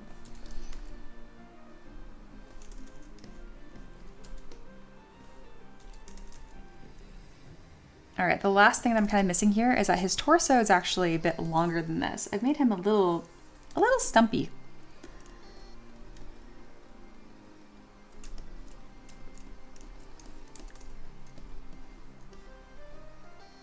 There we go, just a bit, there we go, a bit taller. Oh my goodness, he's really tall. Now that I'm really looking at this character, like, so I'm looking at proportions wise. So I'm looking at his head versus the rest of the body. So let me go ahead and, oops, scale this up so you can kind of see him side by side. Assuming I stopped doing that. There we go. All right, scale him up and then click on this. There we go. So it's kind of like a trick. I'll just like take like my thumb and I'll just put my thumb, like if it fits, like over the character's head, and then I'll measure like how tall that character is in terms of their head. So 1, 2, 3, 4, 5, 6, 7 versus mine, which is 1, 2, 3, 4, 5, 6, 7. So it's about right. I did a decent job eyeballing it, but I can do even better. Yeah, this part of the model is too long. And I predicted that earlier too. Look how goofy his legs look. I can fix that. I can do a better job than that. Let's make his toes a bit longer so the model looks balanced still. And then this section is just too long. His tail makes it look more balanced, but I can't rely on that literally so much. Okay.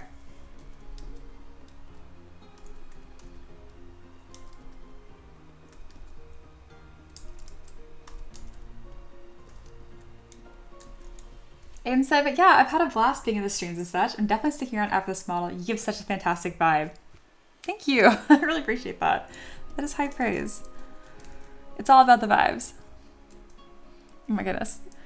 Sorry, my expression changed like rapidly because this headset's starting to die. And instead of just being like chill about it, it's like huge loud beep. Warning. I was like, oh my God. Anyway, we're fine. Fun fact, I am super skittish. I am very, very easily spooked. I've worked on it my whole life to just like not be like that, but I am the easiest person to like jump out and get a reaction to. Needless to say, I don't go to a lot of haunted houses. They can like smell it, like my fear. Like they just know like, oh, she's an easy target. And it's true, I am.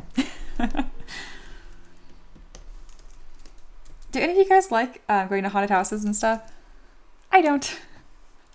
I like spooky things. I just don't like going to places where it's interactive for mentioned reasons.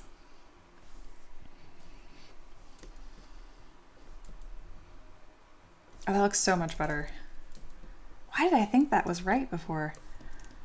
It's okay. Just baby artist stuff, you know, your eyes, you're always learning. I try to be very careful when I talk about like art decisions that I made in the past, because I know like past art Mia would be very hurt if someone made fun of their work. So I try to be like positive and sweet, even in the future. And I think it's good for my students to hear too, where it's like, you can acknowledge that you've improved without bashing on your old stuff, because it's very tempting to do so, but it is not the way. It is just not the way.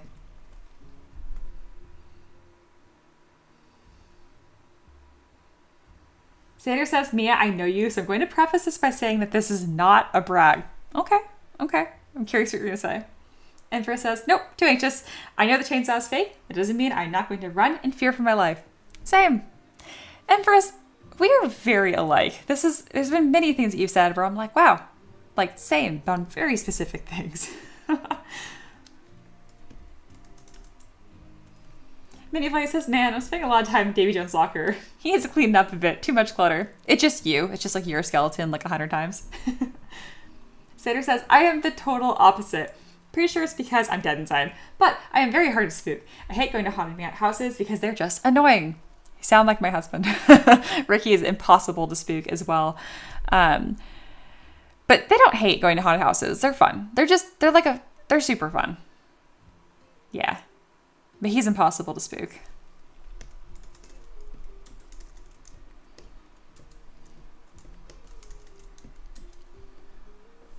All right, this is looking better, or even better.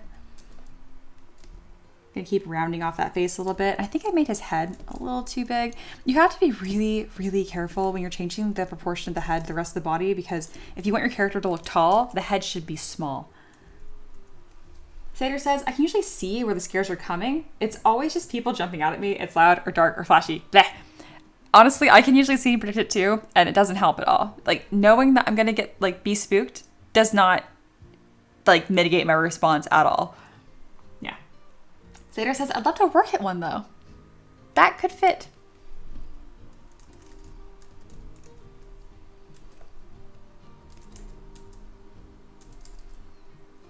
So right now I'm kind of playing with this line right here to see what fits the character best. On this one, it kind of curves up, but I think for the 3D model interpretation, this rounded off shoulder will look better. If you're wondering, that is such a small difference, why would you even focus on it? Essentially, it's because they're guiding lines. So I have a small sloping line right here.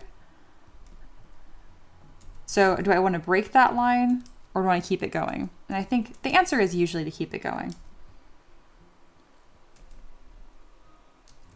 Whenever I ask myself these like made up questions like that, like why does that matter? It's fun because like you think since I asked a question, it's because I have like a really clear answer thought out. Not always. I just know it's would be a good question to have an answer for. All right, this is really starting to come together. We have a weird gap in the floof right here. We can't have that. There we go. Weird gap fixed. I know I say it all the time, but don't forget when you're 3D modeling that it is in fact a 3D model. You must spin it. Like, what is this? What is this? You must spin it around and make sure you don't have anything ridiculous happening.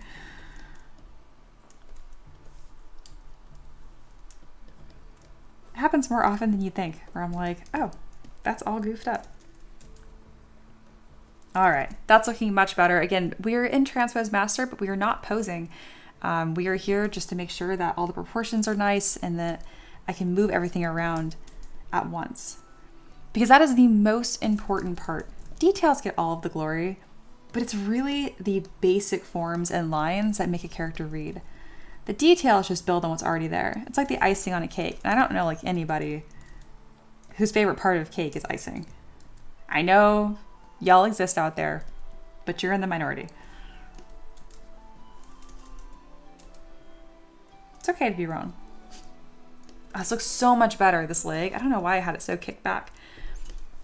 I might say this is the new improved version of this wolf base mesh. All right, cool. Let's go back into all of our subtools. It's kind of cool to see all those changes happen. Sick. And let's adjust the floof on the sides. There we are. A little bit of pinch brush going on. Perfect. Monkey says, you have not met my child. He eats all the icing off the cake, but doesn't eat the cake. Wow. Wow. Well, there you go. I knew they existed.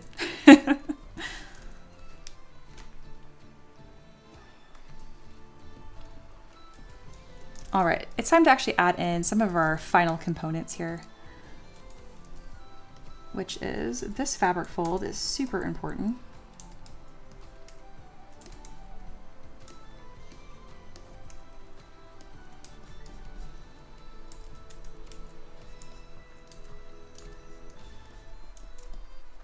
There we go. And then a lot of this is gonna be done out of symmetry. Aloha says, woo, the M3DM model release is out, guys. Oh, heck yeah. I'm gonna go check that out in just a second. So that means that on my Patreon, all my 3D models are, they are here. They are available for 3D printing, the stuff that I worked on in the last week or so. Awesome, I'm really excited to go check that out. But I'm so close to getting this trim piece done that I gotta do it. All right, to do that, we're gonna just insert an edge loop and then extrude twice. Poly loop, 1, 2. It should be closer to the thickness of this piece. So let me do that again. There we go. That's better.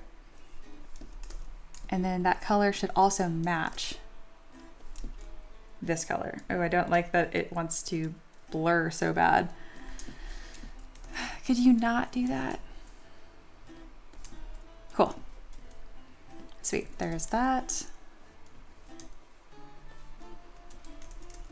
Aiden's back. Hello, hello. Ricky said, Mia, it's M3DM Monday. Go get your models after the stream. Yes. Yes. I do want to look though.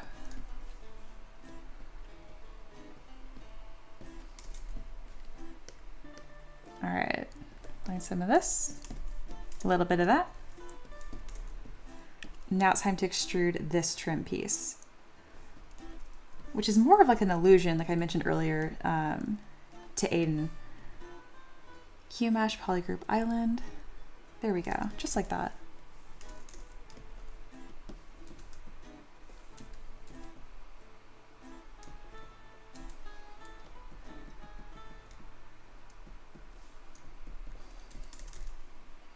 And then we'll go with a nice light blue to contrast. You know what? I'm actually make it the same blue just so it reads the most consistent.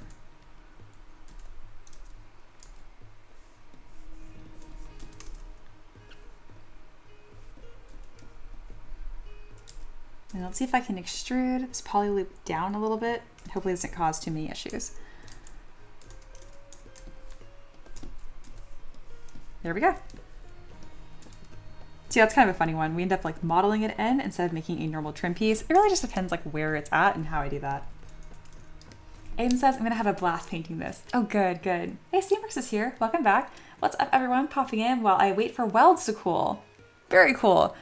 I haven't done a whole lot of welding. I'm not great at it. Ironically, I didn't do any welding in my mechanical engineering coursework, but instead for my stagecraft work. So I actually took a couple classes in the drama department or theater department just so I could practice welding, which is odd that it wasn't part of my mechanical engineering curriculum, but so be it.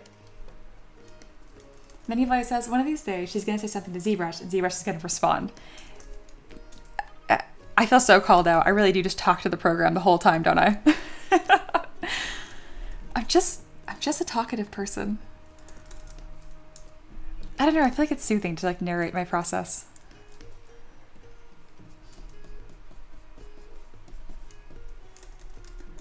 All right, this is coming out nice.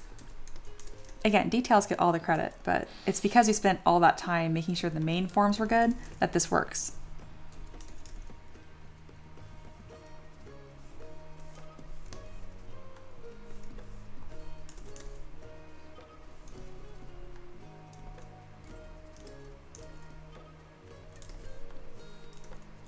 I'm thinking about how I'm going to structure this like this piece. I think my best bet is to mask it off of the body. Not like that. Oh wow, that's the exact opposite of what I wanted.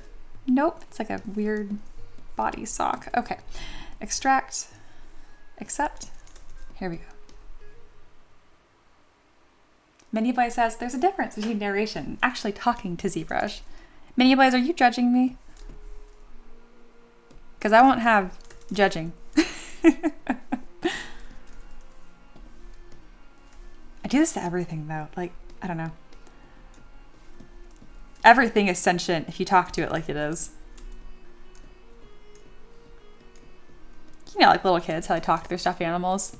Maybe just a phase I didn't grow out of.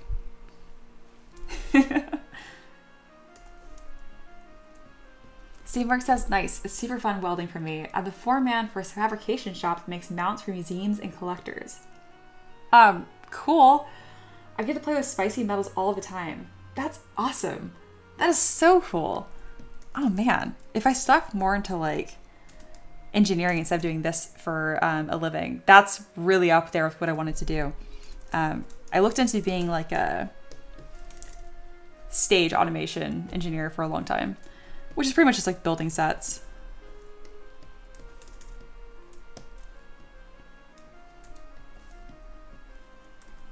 All right, these need to have a little bit of a flare to them to have a really cool silhouette. So let me go ahead and do that. If I put my 3D gizmo here without symmetry turned on, work on one piece at a time, I can taper it just like that. So now when I mirror and weld, I should have a more, there we go, interesting shape here. Isn't that cool?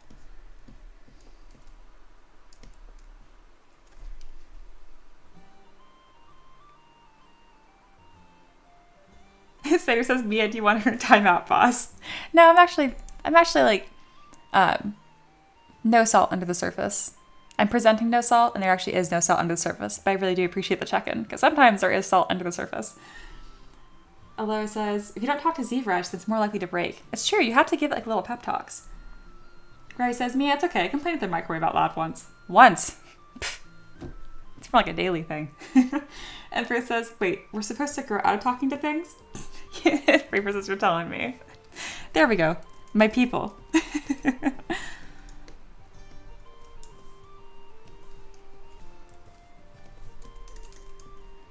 All right, you know what I think this design needs, guys? Gradients. You know I love me some gradients. I know it needs to like fit the design still. I love me some gradients.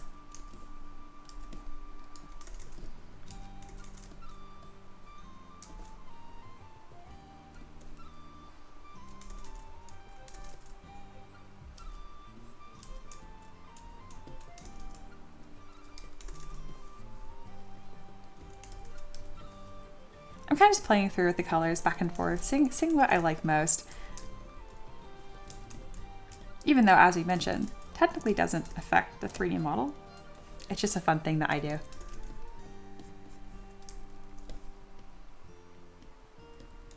Most of the main components here are done though, looking really good. And again, I pretty much ended up just copying the reference that they provided. I don't usually do that, just out of respect for like other artists, because usually our references are just things that we find on Google Images. But in this case, it's art that they commissioned, and I am confident that there won't be any problems there. And it's just a really strong design, so why not? All right, I'm not quite getting this fabric fold correct, so instead of overworking it, we're just going to undo the wonky fabric fold and then come back in with a little more intention. There we go.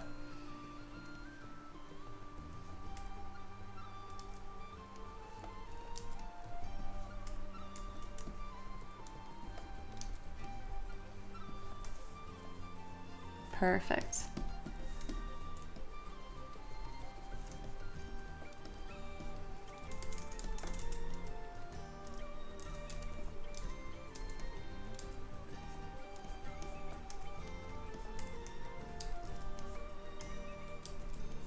All right, I need some fabric folds on the sleeves here, but my brush is being a little funny. Not like it was this weekend. This is just normal amount of funny. This weekend we had some technical difficulties, but nothing I wasn't able to fix on stream. It didn't take too long either. Also, this stream has been pretty free of technical difficulties as a whole. I was definitely due.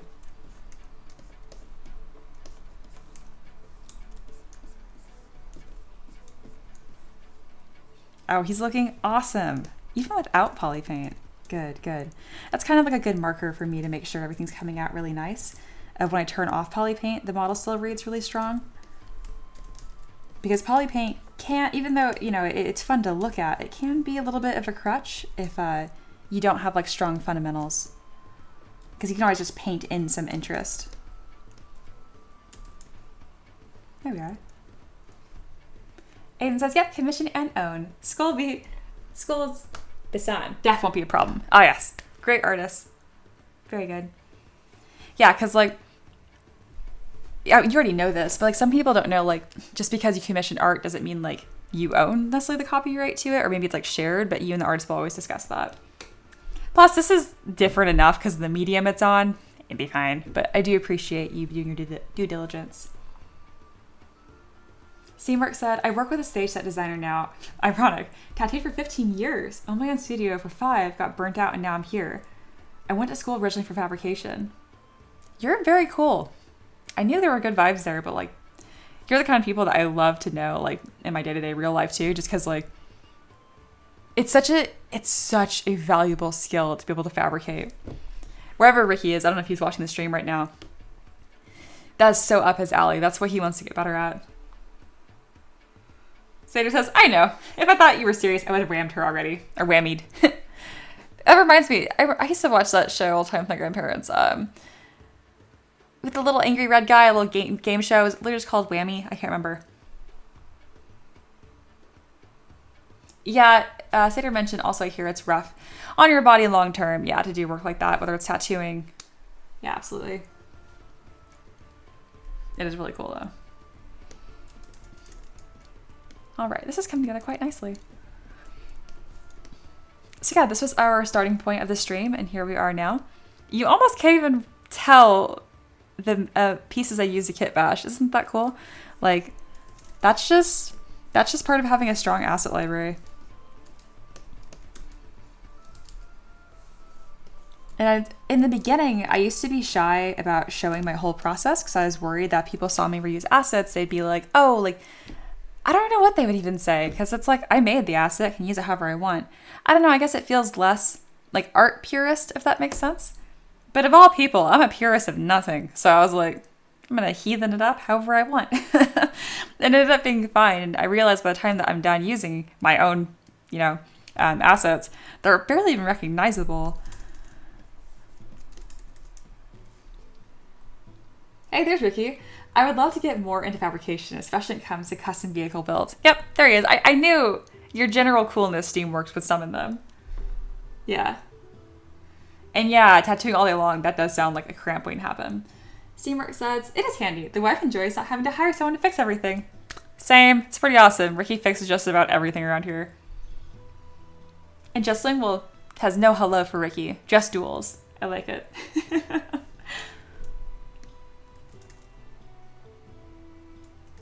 Sater says, all my friends are heathens. Q's song. That's the way I like it. Another song. Intentional? Feels intentional at this point. If not, very happy accident.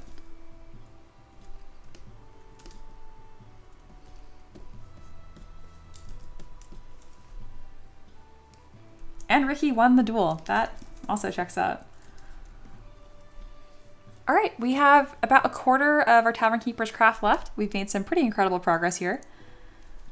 So this is definitely going to get sent off for posing sooner than later. Oh, Ricky, I pinged you in our Discord, but they were hoping for maybe a sitting pose. I know we don't do a lot of those, but since we have Character Creator, we can do that for the casual. We're going to do 2 poses anyway, so just putting that on your radar. Ultimately, Aiden is not picky. They're super chill, so if you end up having a different idea for a pose, it's also fine.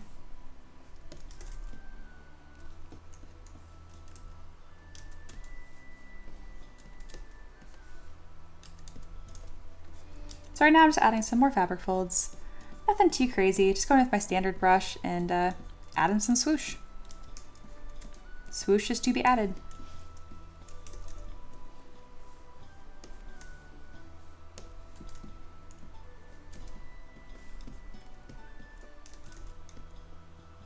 And Ricky says, yes, I can do sitting pose. Aiden's gonna love that. Aiden says the model's turning out awesome. Now, my next main quest, finding somewhere to print it. Do you live in the United States? Actually, it doesn't matter. We can do that for you. It would be extra, but not by much. We were already thinking about selling physical prints on our site, but I'm happy to do that. Usually, so like postage is like $5 with the United States, and then we typically sell minis like this to get printed, like $10. But I imagine you'd probably also want a taller one, like closer to this. I'm not sure how much a bigger one would be, but you could actually talk to Ricky about that. If you want that printed, we can get that done for you. I'm very proud of my artwork, and we print everything anyway. So if you're gonna buy from someone, I have people that sell them on Etsy anyway. But because you're already in my Patreon, I want to make sure you get the right quality. You know what I mean? We take stuff serious around here. Empress says, also at the end of the day, Mia, no one cares what tools you use to get something done, as long as you get done timely, efficiently, with quality and care. So be it. Heathen away, I say. Thank you, Empress. Sater says, biggest tat to being a tattoo artist, from my non-professional opinion, is that it lets you get all the ink you want, which for me would be a lot. Dude, Ricky wants to be covered in tattoos. He wants to get those biceps first. So, speaking of, this is like the smallest, dumbest, not really flex ever.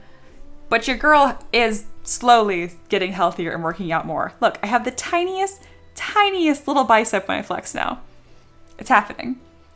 It was partly because I joked that I was a noodle on stream, and I'm like, oh my god, though, I literally am. There comes a point where it's not healthy to not work out and do things, so I'm trying to get that back into my daily routine, but it's a struggle. But hey, doing anything is exciting, so we're taking baby steps over here. Hey, Yoni's here. Hey, welcome in. Welcome back. Aloha says, please, yes, I want Pookie Bear so bad. Sounds good. Sounds good. We'll get our little print shop going. Ricky says, yeah, we got you. I test print everything anyway. Perfect. Perfect. Very cool. Biggest perk. Yeah, I got you. A lot of people kind of came in recently. Hey, guys, welcome in. If you're a returner, like the stream. If you're new, I guess I haven't earned that like yet, which is A-okay. Kick back, have a good time. We're making tabletop 3D printable models in ZBrush. CMark says, I barely have any. I work with people a little subpar. That's hysterical. Well, good. At least never skimp out and get a bad cat tattoo. You know, like that's worth spending the dough on. Young says, sorry, y'all have been busy. No worry. Aiden says, yeah, I live in the US. We can def damn details on that. Just take all my money and give me my precious boy. Sounds good. The way that message is like everything that I look for in like a commissioner. Like I don't take commissions anymore, but you are exactly the kind of person I want around here. Stick around. Sater says, I hear that. I'm patient enough to wait for an artist I like, but also the artists I like charge what they're worth. Yep, I feel that. Probably not surprising to anyone, but I am not a tattoo girly. I like them, but I just, wearing art on my body, I'm too fickle for that. I'm gonna change what I like probably by the next month. I like temporary tattoos. You know, they have like tattoos, you know, like the stickers when you were a kid. Yeah, they have like slightly more long-lasting ones. I like those a lot. I tend to wear like the white ink ones in summer. Slater says, which doesn't align with my financial responsibility to my family. Not with that attitude. Family man and priorities.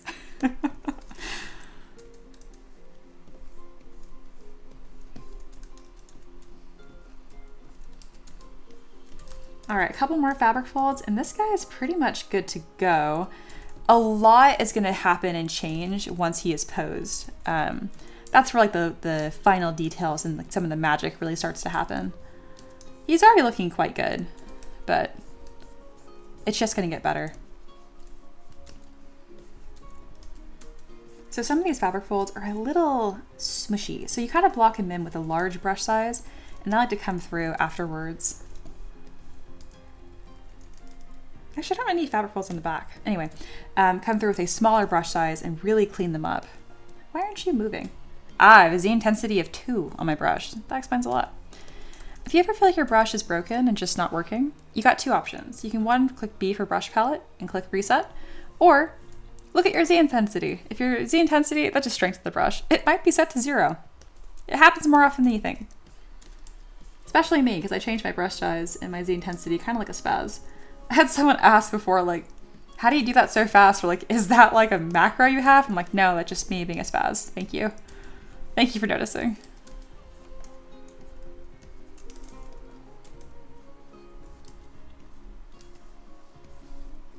All right, see how much better that looks when I come through and like really make some of these fabric folds strong?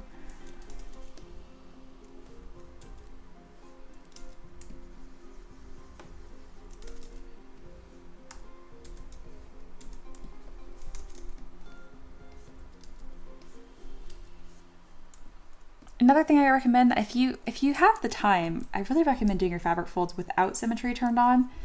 They just look so much nicer.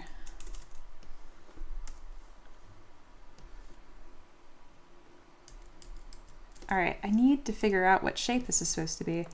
So when it comes to like fabric folds, it's as easy as ABC. It's as easy as XYZ. Literally, pretty much every fabric fold I do is one of those shapes. Like this, there's my Y. Up here, there's like my lazy Z, except I'm not connecting this top part very well, am I? Z. You guys see that? There. And then we have like X folds, which I don't use very often, mostly because I don't understand them, if I'm being totally honest.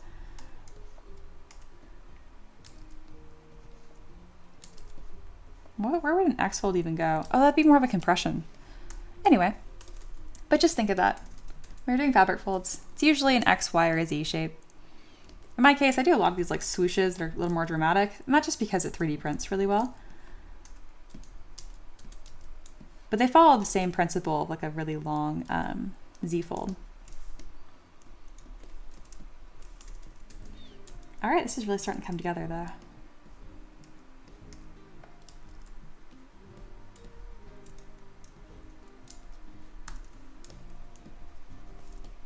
Very cool.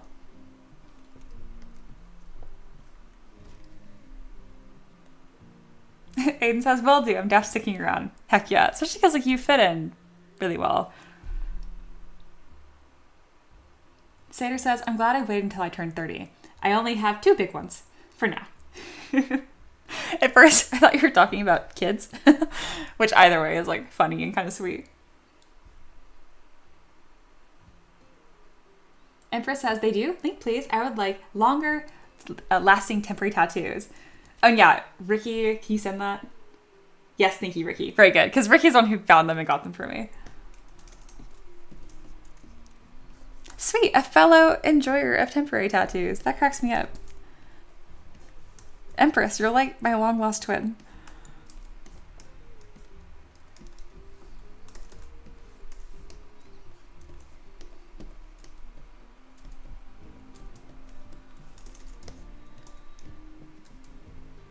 Oh man, this is looking so good. Oh, I forgot to put a base on here. That adds like so much personality. Let's go ahead and do that. So I have several different base files that I kind of build off of. Like this one is Forest Master. Anything that has master in it is usually one that I like to iterate from. Let's do rock, grass, and dirt. How's that look? Oh, this is the one that has those potions on it. No, that's not really what I wanted. It's not. No. This isn't it. Monkey says, I want more tattoos. It's just a money thing. Well, I'm glad that none of y'all are cheaping out on tattoos. You're making the right choice. Here we go. That's a super elaborate base. This is the one we use for our monk. I did not polypaint it. Wow. Sad inside. That's okay. It's a little busy. There's nowhere for him to sit. Let's go ahead and we'll iterate off of this base. Okay. We're gonna make the bottom just one solid dark color and we're gonna split it off into its own subtool. Next, we're gonna take this grass, click on this blue, and then shift it to the right hue. There we go, so now it's the right green. We're also gonna split that into its own piece. And then next, we are going to grab all of the rocks. There we go. We'll mask and invert that also into its own piece and get some paint on this. Let's go with a more of a dull color. And the rest of it, we can just do a slightly darker. Actually, I would like the grass to be lighter and the main base to be darker. So I lowered the saturation and the value. There we go.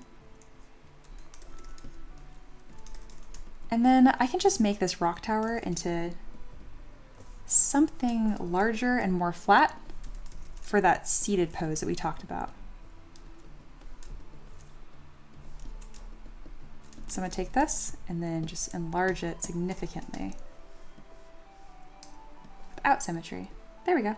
That can kind of just sit on the back of the model. And then we don't have to refine that too much more until the model's actually been posed. Something kind of like that. That gives Ricky a lot of room to work with. And then the rest of the rocks I'm gonna split into their own piece as well. So I can kind of move them up into the front. I can't think of any blue flowers off the top of my head, but I think it'd be nice if these flowers were blue. Let's go ahead and split those off into their own piece and give it a light, there we go, a light color. My favorite things to do is have the flowers nice and dark and then add kind of like a lighter center, or the other way around. I just love me some gradients. All right, got some blue flowers in there. There we go. Now it looks like this character actually exists somewhere. Pretty cool. Fate says, Mia, I love the class besides a technical issue, but that is not your issue. Yes, that is a yo-ho-ho issue. Sater says, Mia, he requested something specific about his base, but I didn't catch what it was. Essentially, it's just a rock so they can be seated. They can be seated. Jesus. Pharmacy is back. Hi, Inkbox is great. It really is. Reaper says my parents would kill me if I got a tattoo. Girl, you're in your 20s. You can do whatever you want.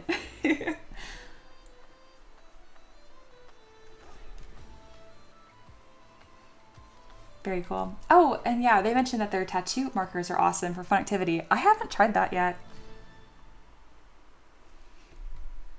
And then Empress is talking about mentorship program as well, saying to Yoni, pretty good. Since starting mentorship with Mia, I remembered how much I really like being taught and learning from someone who also likes being taught and learning. That's very sweet. It is like a little upward heist ZBrush, beautiful. Upward spiral. Speaking of Empress, you're probably ready for your next assignment, aren't you? I can get that sent over to you during my break. I know you're not like in a rush or anything, but if you don't have to wait, why wait? All right, the one thing I think would really take this model to the next level as far as like composition will be a yellow accent somewhere.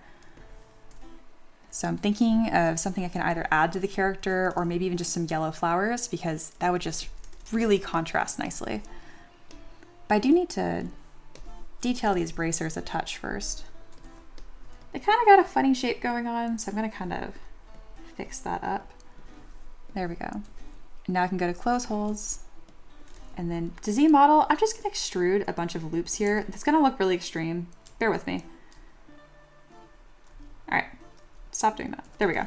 It looks really extreme because now when I subdivide it, it should kind of, there we go. Actually, it was just too extreme. So when you subdivide it, it rounds off the edge, but it didn't do as much as I wanted.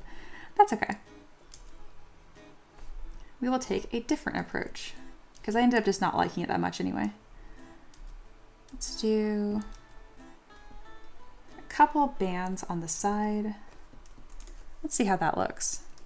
That's better. That's much better. I'm probably gonna texture these like they're leather. And then these actually have a little bit of a notch missing out of them. So let me go ahead and mask this section. Oh, it's not symmetrical. No problem, mirror and weld. All right, mask a little section, delete it, and then I can use my move brush to taper these just how our reference is. There we go. Last but not least, let's add a little bit of thickness here because currently it doesn't exist, which is very not 3D printable.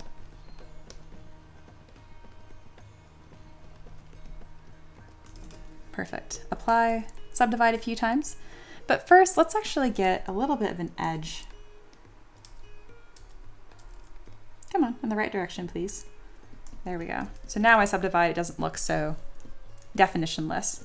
There we go. Perfect.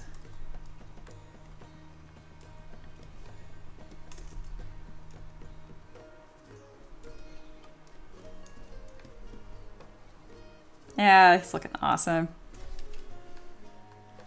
Oh, I'm really happy with this.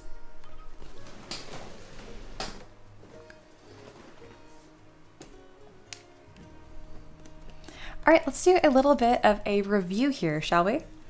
So this is a Patreon request for my lovely patron Aiden, who joined this month, or technically last month. And they're one of my legendary patrons, so they can make a request every single month. This is their first request, which is their character. Handsome Wolffolk, that is a Ranger Mage multi-class. They have a fantastic spreadsheet that goes along with it, or like art spread, and this weapon is really cool. I have not made this yet. I might do that during happy hour. Making this like chiseled, almost looks like it's made out of just pure magic or ice. Really cool. So yes, I just referenced that pretty carefully. They provide a lot of other cool things. Ooh, a Morning Glory. That is a blue flower. I totally forgot about that. That would look really good. I love blue flowers. Perfect. Aiden, you're an easy person to make happy. I like you. A lot of my peasants have that in common. It's like you guys want to have a good time or something. Crazy. All right, so we started with this base mesh from my asset library, which I made a while back. I'm improving my wolves each time though, so you can already tell, like, minus the somewhat foxy color scheme that I gave him, because honestly, I made him even more orange than Aiden's reference. And that's on me. I just like orange. Anyway. There was a lot of improvements done to the body here and just the general forms. If I shorten the ears, it will look technically more like a wolf, but I really like the big ears and the reference too, so I'm not going to have it like this. I'm going to leave them long and tall because they're fun. But yeah, that's kind of what we did today. I think the fabric looks really loose and comfortable. I'm really proud of this. And it was so fun to be able to share the process with you guys, and it's always a delight when the requester is actually hanging out. That's been happening more and more often recently, which is nice. So yeah, if you guys have a character you want me to create, again, you can leave a request on Patreon as a legendary patron. Just know that I have a bit of a wait list. And by a bit, I mean like 4 months right now. But that's why you can buy a ticket. It's $20 or $25, and then you just are next in line. Most people don't care. They're like totally patient just to like hang out because they're going to be supporting my Patreon either way. But if you're like, I can't wait 4 months, I must have my precious hero or monster or even Scout Terrain now, then that is an option. All right. Very cool. Aiden said, I'm here for a good time, and vibes are my thing. Same. Alrighty. Thank you, Mini Blaze, for linking that. Speaking of, my model release happened today, so I'm really excited to share this with you guys. So this is what it's all about. This is what I work on every day during the stream, and it comes here. So here is all these little dudes. And I don't have them in front of me. They're in the loft right now, but they're this big in case you're curious. So yes. We have the dwarf children and the creepy doll. Oh, God. So again, that's the printed version, and she's this big. Isn't that crazy? I'm really, really happy with how she turned out. But I think my favorite, let's be fair, it's going to have to be the rat folk. Coming and swinging. Like a wrecking ball, some may say. Hot take, that's just an objectively good song. Love how this character turned out. Aubrey is going to freak out over that pose, I know it. Aubrey is who requested this. And here is one of the dwarf children. Off to cause problems, I'm sure. This is my favorite pose for her, it's so cute. And then the little boy has two as well, with those ridiculous oversized boots. And the best part is we were able to fit them onto the same base with them holding hands and running. And I just think this is the cutest thing. Oh my God. Once I realized they'd fit, I mean, the requester asked for them to be on the same base, and I wasn't sure if they'd fit, but sure enough, 2 kids fit side by side, no problem. And there is the whole release. I do one of these releases every single Monday based on the stuff that we made during the stream. So this awesome Wolffolk that Aiden has commissioned me essentially by being part of it by Patreon, requesting it. Yes, it's their character and their baby, but what's so cool about my Patreon is that by sharing their art, their character is now going to live in other people's campaigns as well. Because I have over 400 people that support my Patreon, and then I have over 3,700 that follow. So a lot of them grab the free models I release every day and incorporate their characters in their own campaigns. So it's a really cool thing for everyone to like kind of contribute their ideas and their beloved OC so they can have life elsewhere. It's pretty cool. I've been focusing on requests full time for about a year now, and I don't see that changing anytime soon. It's just been a really good time. But yeah, that is the gist of what's going on. I think we're at the end here of our Tavern Keeper's Craft. This model will still see some more work and some changes done, and obviously a weapon added. But came out pretty nice. And again, the Polypaint, the color on this is just for fun. We don't have color 3D printers quite yet. We do an FDM, but not in resin. Not yet. Give it a couple years.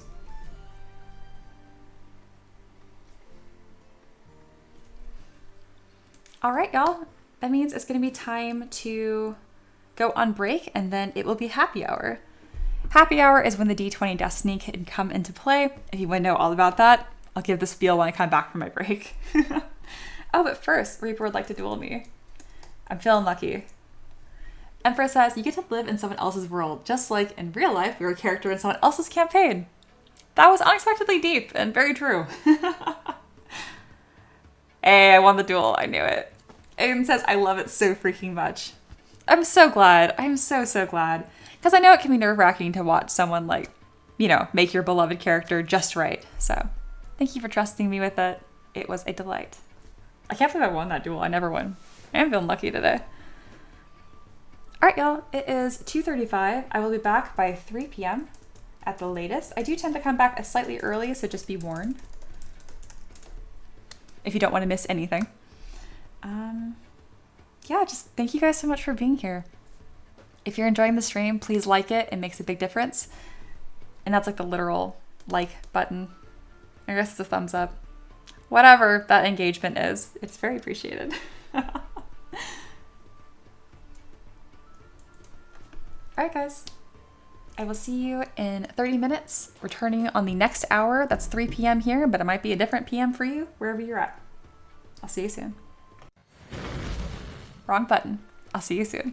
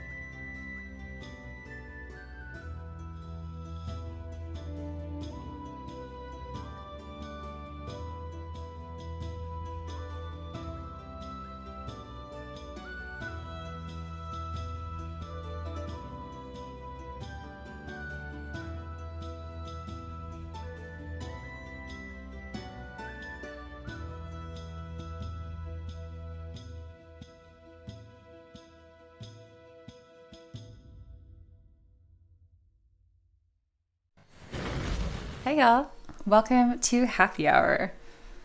If you're not familiar with Happy Hour, I will give you the spiel. First, I'll draw your attention to the chat. We have a poll running right now to decide what model I work on during Happy Hour today. This is either Knucklevi, the Wolffolk Ranger continuation, or a Noblewoman Rogue. This vote's also really important because it is that time again. If you're feeling lucky or chaotic, now is your chance to tip and roll the D20 of Destiny. So every $5 donation lets you roll the dice, and it unleashes one of 20 wild effects on stream. Some are magical, some are helpful, some are problematic. Either way, it's always fun. This is the only time we do D20 Destiny rolls, because if we do it during the main Tavern Keeper's Craft, it's very hard to get anything done. But Happy Hour is meant to be a time of entertainment, fun, and also for my students to ask questions and learn, kind of all rolled into one. So yeah, toss a coin to your sculptor and let's see what the dice have in store. I do this most streams. If you're not feeling it today, I encourage you guys to conspire together, because every D20 roll does go into our pet donation pool. And if we max that out during a stream, it unlocks a Tavern pet for everybody. If you're not familiar with those, essentially they're cute little monsters and beasts that I sculpt that are all themed in like the same like chibi-esque way. We have like a host of 6 of them now. It's just like a fun flavor bit.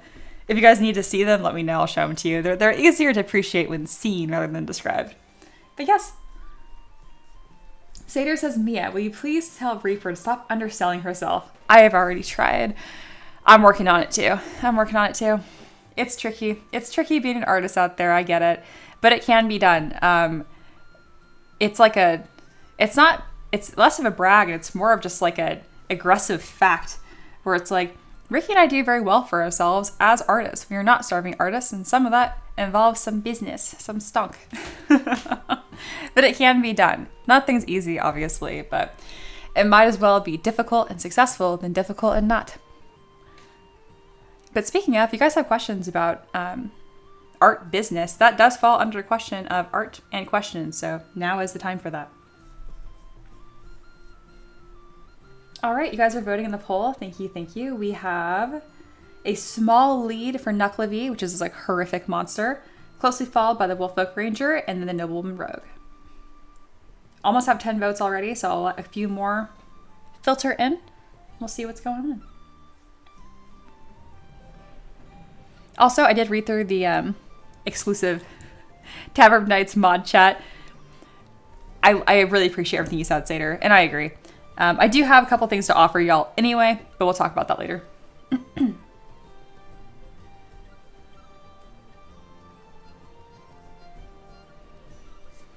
All right, looks like Knucklevi is continuing to pull out a little bit. Pull ahead in the lead. Yeah. I'll give it another minute or so.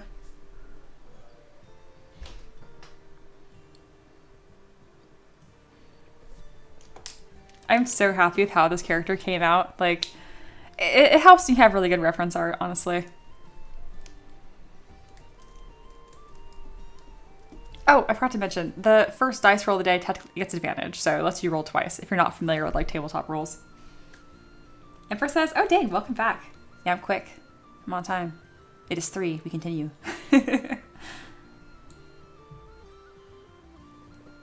Speaking of Empress, you are very much so a student, so if you have any questions, let me know. Knuckles the Knucklevi. That'd be a very cute name for that, especially considering how horrific that monster is. Also, I did not send you an additional assignment, like I said I was going to, Empress, so I'm gonna go ahead and send that over to you.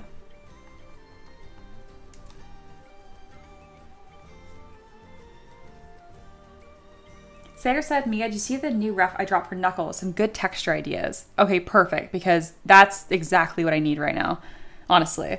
All right, Empress, you have your next assignment.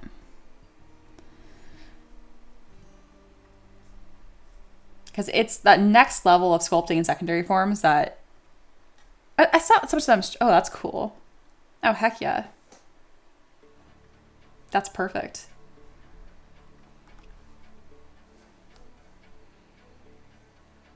Yeah, just the structure of that looks fantastic too. there's a lot of similarities between this design and what we're making. All right, it looks like Nuclevi is going to win. So let's go bring out that horrific monster, shall we?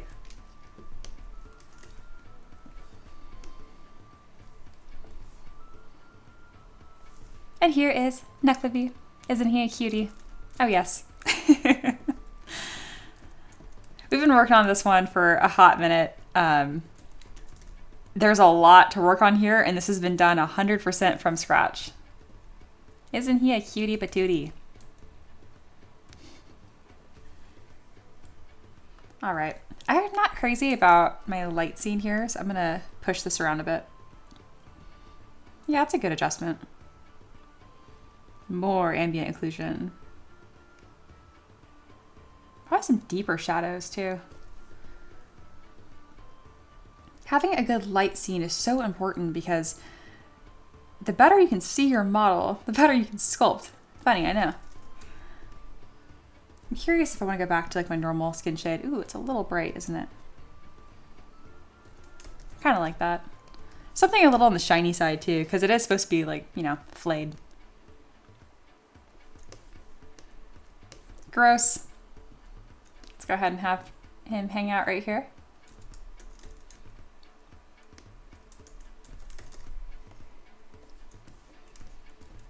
Yeah, what to work on next? A lot of this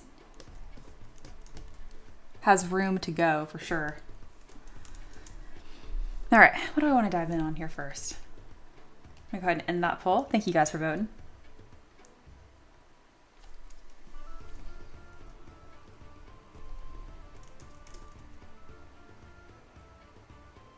I love this. That is such a good reference. I don't want this to overpower the rest of the model. But this will be a little easier to reference, and if I merge these pieces down, I can really easily adjust them. Make that a bit longer, and this about 20% bigger.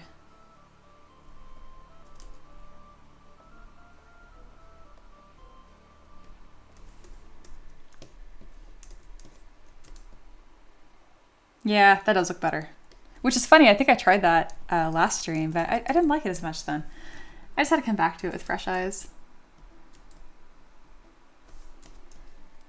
Very cool. All right, well, I'm gonna start just working on this model front to back. Essentially, I'm going to just make sure that things are textured the way they're supposed to be. In this case, like, we have this horse skull here, but it doesn't really look like bone, does it? So we can fix that. I also want to get my reference up, because I got a bunch for this guy. Oh yeah, sweet. All right, we're gonna increase the resolution a touch and then go to geometry, clay polish. You know what? I don't like how that's doing that. So clay polish is kind of like, it is making it look like a harder surface, but it's also kind of smoothing out my detail. So instead, I'm gonna add resolution and then come in with H polish and manually get some details blocked in here. And those textures that I want. Going for more of like a chipped bone look. So I'm coming in with my H polish brush, pretty heavy-handed. Speaking of, I actually have a custom brush. It's like Orb Flattened or something. This is a free brush pack on ArtStation that was produced by someone that works at Blizzard. Somewhere on here. Not Smooth Edge. Yeah, Flatten, Edge, Protect. This brush is really powerful. Check that out. And it's really nice for stylized work. In this case, I'm kind of using it for a more realistic application. Still works. Sweet.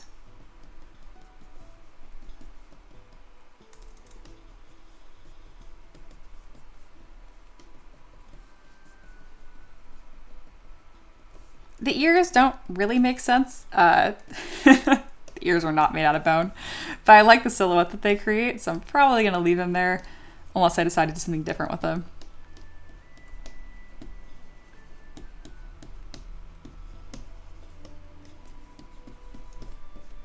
All right, looking much better and more chipped up. And see how that's a much better result than, say, like just what clay polish does? I can probably use clay polish now to further bulk it up, but I didn't solely rely on it. There we go. And the next thing I need to do is kind of crease where the teeth meet. Yeah. All right.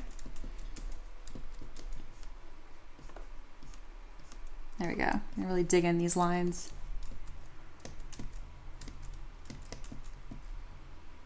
Making sure symmetry is turned on so I don't have to do the same thing twice. All right, I feel like the bottom ones don't look as good, so I'll just make them a little more subtle.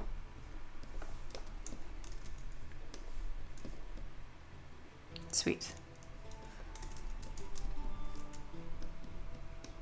I think it'd be cool if the teeth did kind of hang back, or not hang back, but this lower jaw kind of hung back a little bit. And then that will allow me some room to kind of create this like a flesh connecting. You'll see. It's gonna be cool.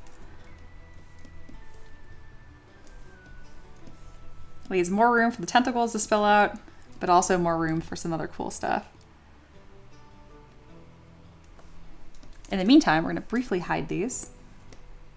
Okay, the one coming out of its nose is, for some reason, very necessary and kind of funny at the same time. All right, so we're gonna create kind of like that viscera that's connecting this. I'm gonna use my curve tube brush and select something without subdivision levels. Go to my stroke modifier, flip that around so it decreases, it tapers naturally. And then select my color here by clicking C. There we go. So yeah, I was thinking of having a bunch of these kind of layered on here. I'm just throwing them on here really quick to see if it's even something that I'd like. I think it is, but I might need to open the mouth even more to make this work. See what I mean? Something kind of like that.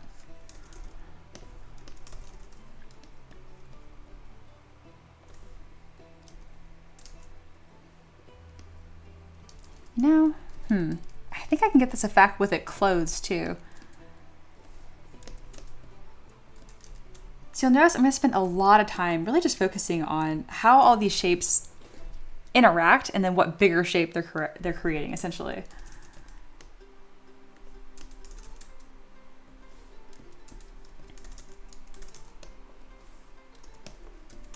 I'm going to use mask by polygroup set to 100 so I can grab each individual like band of flesh.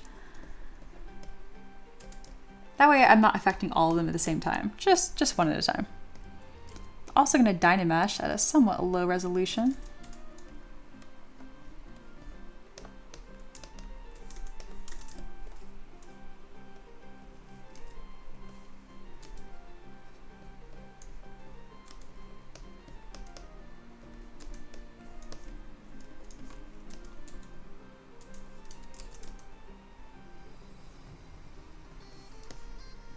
Adding kind of like an expression to the skull just by squishing that orbital socket. I might push that forward a bit more by building up this form with the standard brush and then going back in with my orb flatten. Reminder that this brush right here I'm using right now is not a default within ZBrush. You'll need to go grab that on, it's either, I think it's ArtStation. It's free. Again, it's called Orb Flatten Edge, and it's a whole brush pack that's called Orb.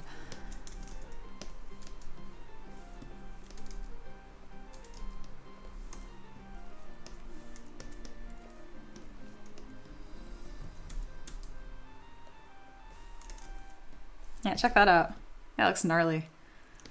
Cool. That makes me want to push in these forms a little deeper then too. Just want everything to look as intentional as possible.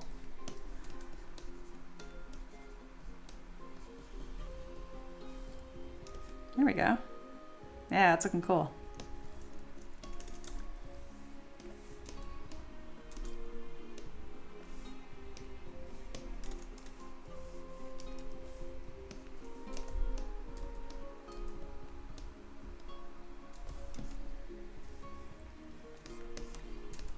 These ears are pretty much becoming more like horns, and I like it.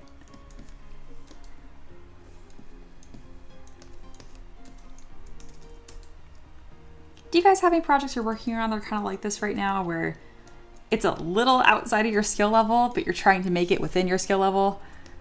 They could be like the most frustrating projects to work on if you let them be, or the most fun. I think I'm doing a good job balancing the two right now. What I'm trying to say is Knuckle V is a little too cool for me. But I'm almost cool enough to sit at this table.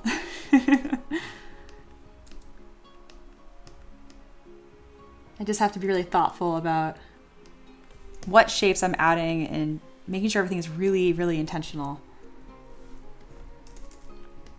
Yeah, that looks cool. Nasty. Good. I'm gonna come through with Damp Standard and this kind of, you know what? I think I have some like rock damage brushes. I want to add some chips. Thank you so much. Aloha put in the chat. If you want to use the same brushes as Mia for a specific sculpt, you can get them for free here. Thank you. You are the best. All right, I'm gonna go with rock cracks. Yeah, check that out. So I can start adding some wear and tear.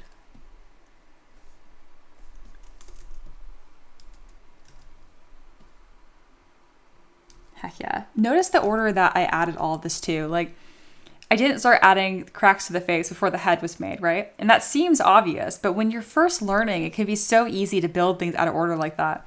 So again, primary forms, this big triangle shape, then secondary. So I got kind of like this little bone structure here, the teeth, making sure the eye socket is defined. I flattened up these forms, and then I start worrying about like the tiny details, like these cracks and stuff. As you get really comfortable creating lots of models, you can kind of move around that process a little bit, but in the beginning especially, it's essential to like stick to the process. I think a giant X on its head could be kind of cool. It almost looks like a rune of some sort. Rune. But when in doubt, I'm a big fan of asymmetrical details.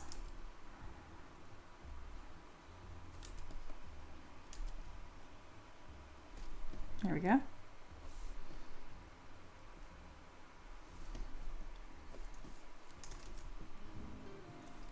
This rock damage brush is from JRO. They have a whole store. They are also fantastic.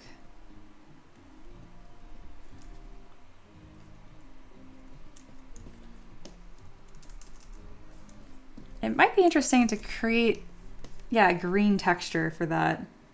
All right, the big like tentacle booger. I know it's a little silly. I kind of like it.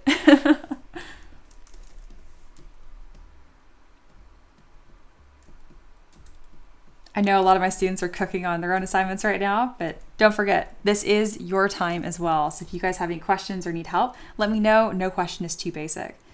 And if you're not a student of mine yet, but you are learning 3D, feel free to ask some questions too. It's not just immediate like, where's my money? I'm happy to teach you too. All right. Perfect. So yeah, we started the happy hour with this, and now the skull looks like this. A little bit of this, a little bit of that. Happens faster than you think. Excellent.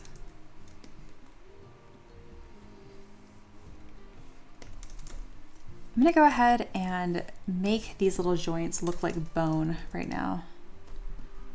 Having that bit of texture is really helping the model, so I'm gonna go ahead and do that. Again, I'm using that flattened edge brush right here, which is pretty awesome. I'm tempted to look at like more of an anatomically correct knee joint, but in this case, I kind of want to keep it really nice and simple. It can be difficult to know like when you're supposed to add those details or not. Essentially, just think of like how important that part of the model is. Do I really want to draw attention to this thing's knees? I mean, not really. It's not that interesting of a point of the model. Does that make sense? And especially for moments like this, where that joint is very similar to this one in the back. So why do it again when I can just duplicate and just scoot it on back? There you go. Sweet, making a little bit of progress.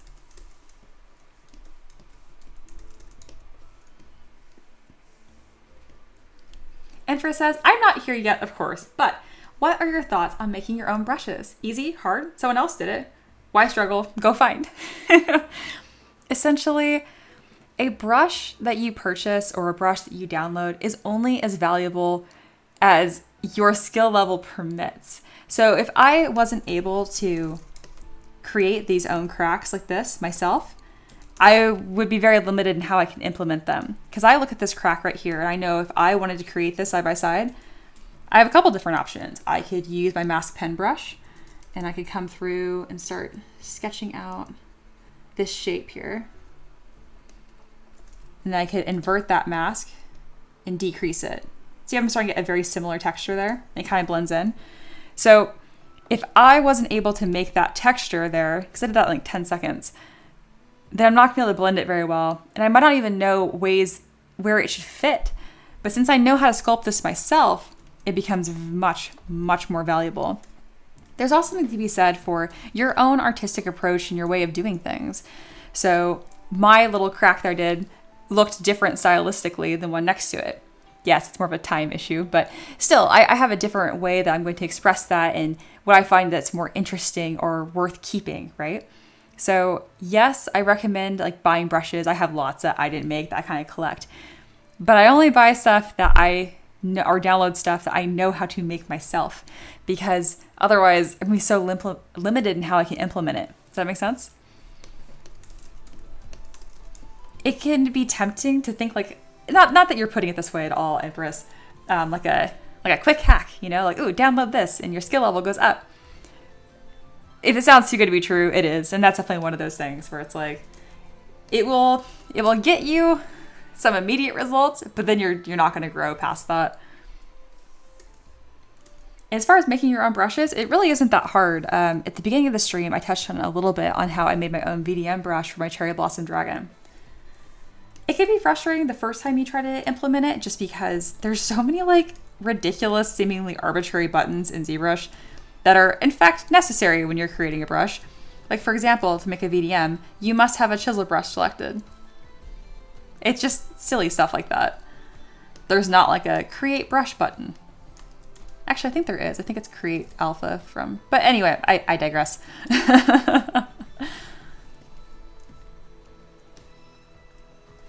Monkey said, buying brushes is awesome, but knowing how to make a brush is 10 times more useful. Exactly. Empress says, gotcha. Very good. Monkey says, my suggestion, yeah, utilize both, literally. Learn how to make brushes first, and then as you understand the process, then buy things. It helps speed up time, but also don't neglect your own skills. Beautifully said, and that's pretty much exactly what I do. Empress says, but then you're stuck if that brush somehow breaks or becomes unavailable. Not necessarily. I mean, Empress, I think you're going to laugh when you, like, in about a month, because you've already started my mentorship program.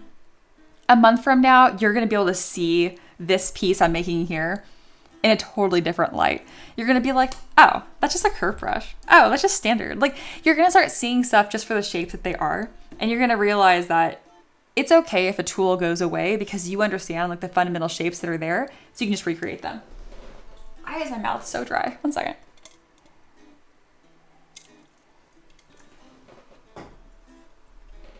Very good questions, though.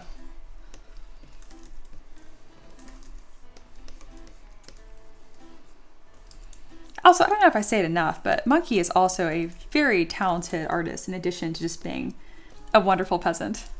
So anything that they say, I'm likely going to agree and endorse aggressively.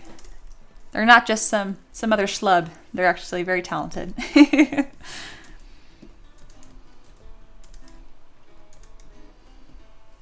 All right, I want to start detailing these ribs here to also look a little more textured. They don't look as sharp as I want them to be, so I went ahead and Z-remeshed it once to reduce the resolution. So they're a little simpler in shape. And now I can go through with my Z-modeler brush. I'm gonna add a loop and then extrude a poly loop somewhat aggressively. I'm just gonna see how this works out. And then when I subdivide it, I'm kind of curious if it'll give me like kind of like a sharp edge here. Yeah, it's kind of an interesting shape there. Why is that horse booty like that? Oh, that's right. I remember you guys asked about last stream. There we go. I was like, I don't remember doing that. That was peasant meddling. That's what that was. I don't think these ribs look that good, honestly. Let me look at my reference. Oh, it's because in a lot of these, it's just like flesh. Ah, okay. Aiden, return! And that's a nightmare horse. Hi, Aiden. Yeah, we're working on a monster. We're working on Knuckleby. Monkey says, I am still a schlub, as you call it. That helps me drive home the fact that I'm human, doing human things. Well said. Minnie says, oh, so you agree with Monkey and need more turkey legs on the models. Yes, you got me. Ray says to Monkey, after seeing your work, human things is very much underselling it. Right? No, Monkey's fantastic. And then Monkey follows up immediately with, Minnie says, very true statement. We need more turkey leg. You crack me up.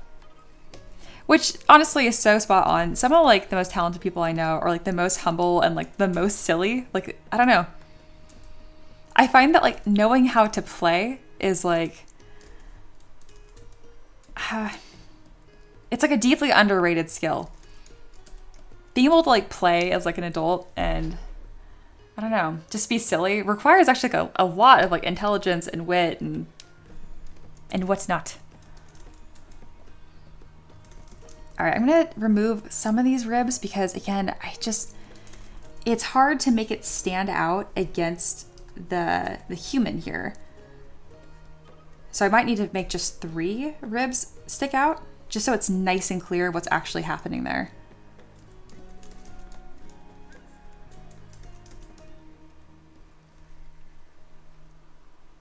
Ray says, Mia, I watched this madman use Photoshop so beautifully. I swear I learned so much. Oh my God, I'm so glad that you got like... Monkey also did the Photoshop magic demonstration with me too. He's just... Isn't he the best? Meanwhile, Monkey, let's just pretend that back leg is a turkey leg. I love her like aggressively praising you and you're like, needs more turkey leg. Aiden says, I take it I missed last bit by Wolf, or is it being posed later? It's being posed later. Beautiful. Yeah, no, Monkey is wonderful. Aloha can confirm.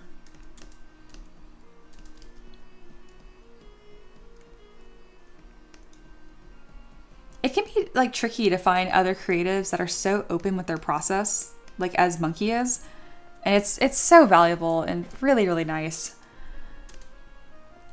If you're really like skilled in your area, I by no means think that you have to share your skills with other people, like in these detailed tutorials. But I know more creators than that are the opposite of Monkey, where they won't even tell you like what software they use. They get like so protective and weird about it. And I'm like, why are you being like that? That's not helpful. Nobody liked that. Also, it's just a sign of being more on the insecure side of art, because like they're such talented artists, but they won't share what tools they use because they're like afraid that if you knew, you could make what they do. And I'm like, what? I'm like, no, you're awesome regardless. All right, we're gonna detail these hooves.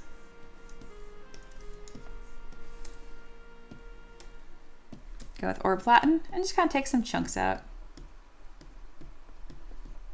And we'll do the same kind of thing how we textured the skull as well. We're just kind of flatten it, find a bunch of planes, and then come through with some cracks.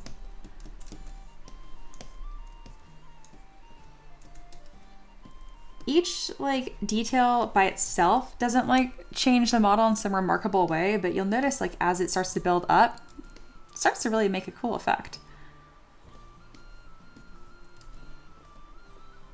This is definitely one of those times where it's worth doing it not in symmetry. If you can, whenever you're doing detail work, take the time to do it asymmetrically. It really helps. I'm not certain how I want to detail these foot feathers. I think I want them to be gross tubes as well. Oh yeah, perfect. To do this, I use my standard brush and lazy mouse enable just a touch. And we're gonna start adding these like general bands of grossness.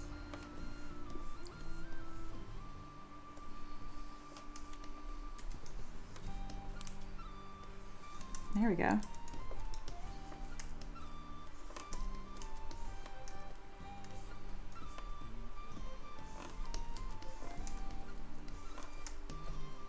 And I don't have any that are overlapping, which is kind of like where some of the magic comes from.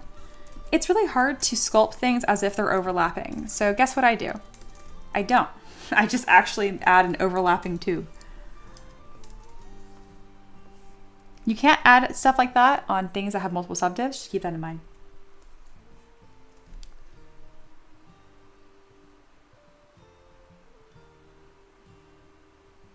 Monkey says, I can't wait until I'm done with this compendium coding work and I can start doing creative stuff again. I'll do regular hangouts in the Tavern pub and show whoever joins in my ways. Amazing. Oh, you are truly a boon to the community. Seriously. Yeah, I can think of like several people now that have benefited from you sharing, like, at this point you can just make like a tutorial of what you do, Monkey. Because I know you showed me and Ella and now Ray and Aloha, which is awesome. If you're a lurker, you're like, gee, I'm missing out. I wish I had cool art ways. In our Discord, in our Discord, we have a peasant social pub right here, which is essentially just a voice channel. So you can show like genuine skills like Monkey, or you can just stream Stardew Valley. We have some people that do that, which I think is the best. Both are appreciated. All right, here is some of the overlapping form that I'm adding. Hello, I know you're lurking, so I wanted to specifically draw your attention to this. Again, sculpting stuff that's overlapping is difficult, so don't. Literally just make stuff that's overlapping, and it's gonna look better than you could have sculpted it.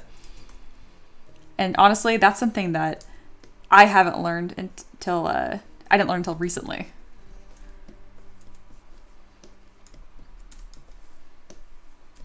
See how strong that is, and it's cool? I mean, don't neglect your base underneath it still. Oh, it'd be kind of cool if like these tendrils were maybe like touching the ground and like infecting plague, like little like injections into the soil. Ooh, that'd be cool. I love me some grimdark grossness.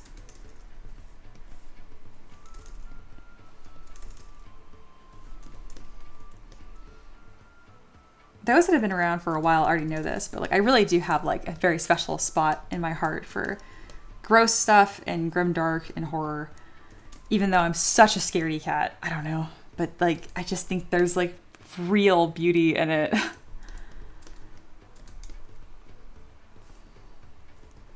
Gnarly.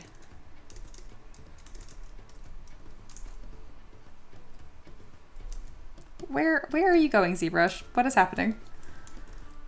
Many Blaze, you're right. I am just like directly talking to the software. That isn't narrating.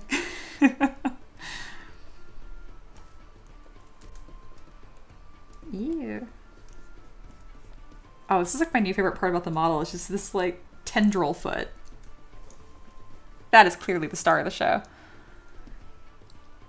All right, that brings us to the end of happy hour. So in 30 minutes, we went from this to this.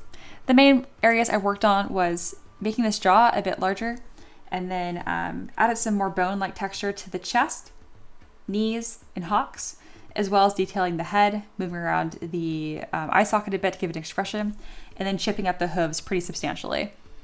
Oh, and my favorite, the tendril feathers. Beautiful. Beautiful.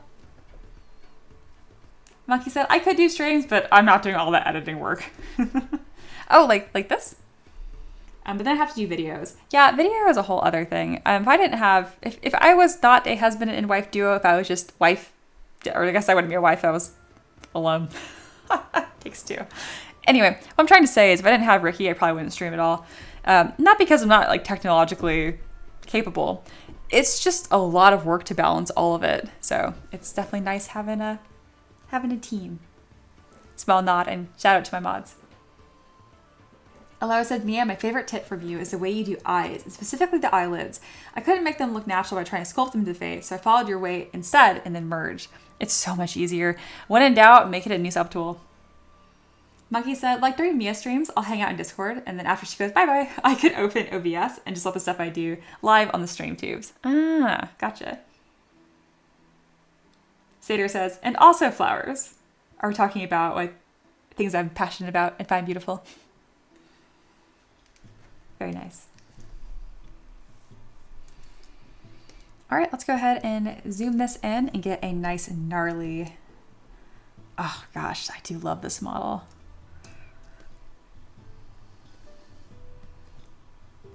I did not finish my sentence either. Render, we're gonna do a render. We're gonna do a light, guys.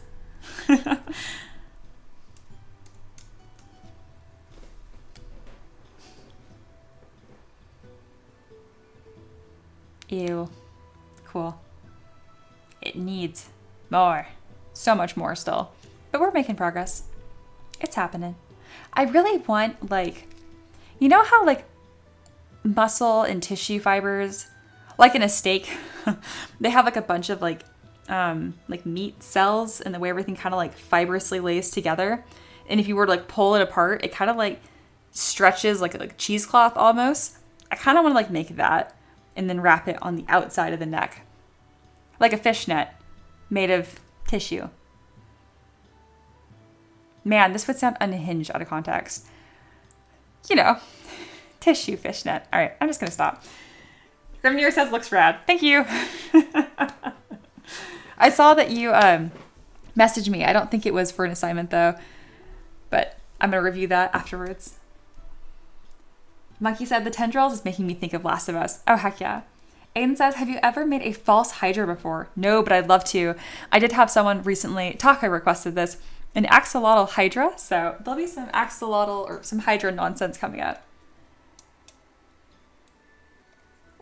Oh yeah, Aiden, you're hanging around. You can submit your next request. I would love to do a false hydra.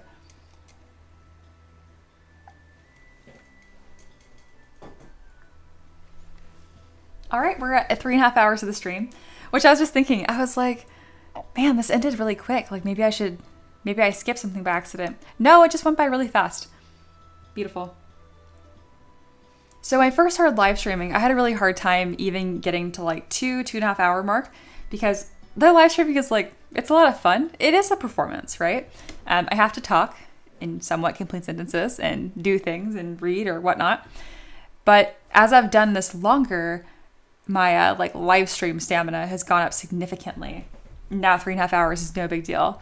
My eventual final goal is to do 5-hour streams every day. Pretty much just like my full work day, except for not weekends. Weekends are whatever I want. Those are cozy streams. But Monday through Friday, that's my goal. Ray says, Mia, what day streak are we at? Oh, that's right. So I have a live stream streak going. Today is my 18th day in a row, which is my new best, I think, or tied. Either way, we're going to... Very excited. Tentatively, I think it'd be cool if I could get to 30 days in a row, but maybe we should just shoot for 20 to start with. Aiden said, I suppose I could, but I might have other ideas in mind. Sounds good. I look forward to it either way. Yeah, I'm pretty sure that is my new best. I don't know, I don't write it down, which I guess isn't helpful. Hey, Ricky. Hey, honey. Ricky says, Mia, wow, this looks amazing. Thank you. I'm getting better, guys. I am like aggressively leveling up this year, and a huge part of that is due to my peasants. Ricky says, horrifying. Oh, thanks. All right, well, that moves us into last call. All right, this is the final section of the stream, and this is essentially where I just take any like last minute questions, comments, complaints. This is usually about where Empress is like, no, stream over. Ray says, Ricky, it's thanks to all the coffee you bring her. Yeah, what are you putting in that coffee? Because the art is getting more art. Very pleased. Ah, this is looking so cool. I can't believe I did this from scratch. Do you guys know what a confidence boost that is? Like, I know I can sculpt. I know I can do the things, but like, can I? Every now and then I have to have models like this where I do sculpt it just from a sphere, and I'm like, no, I can do that. I do know what shapes look like. Right now, this shining moment of this is that horse skull for sure. Yeah, Aiden panics. No, stream over. Yeah, it's usually about 3.5 hours. I'm trying to get up to 5. We'll see. Yes, Aloha says, don't forget, guys. Tomorrow, Mia will be doing the first blind request. There'll be lots of chaos. Yes, so I always prepare for my streams ahead of time. Always. I have never just seen a request on the spot. But if I was going to do it for anyone, I definitely trust Aloha. So we'll see what they request. They're one of my newest patrons on Patreon, in addition to be one of my students. And they mentioned they spent like more than 2 hours putting together references and the concept for this request. So I'm pretty sure it's going to be a custom monster of some sort. But I really just don't know. So the Tavern Keeper's Craft tomorrow, I don't know what it is. We're going to find out tomorrow together on stream. It's going to be fun. Gravnier says, performance enhancing coffee, the M3DM doping scandal. The way I'd package and sell that so fast, that was real. If I could sell art and a coffee. Empress says, the fact that my teacher is still leveling up live is amazing. That inspires me. I'm so glad. In the beginning, it almost feels like unprofessional. Like as a teacher, you're supposed to just know it all. But like, I don't know so much, guys. I'm so like aggressively and actively learning, and it's a good time.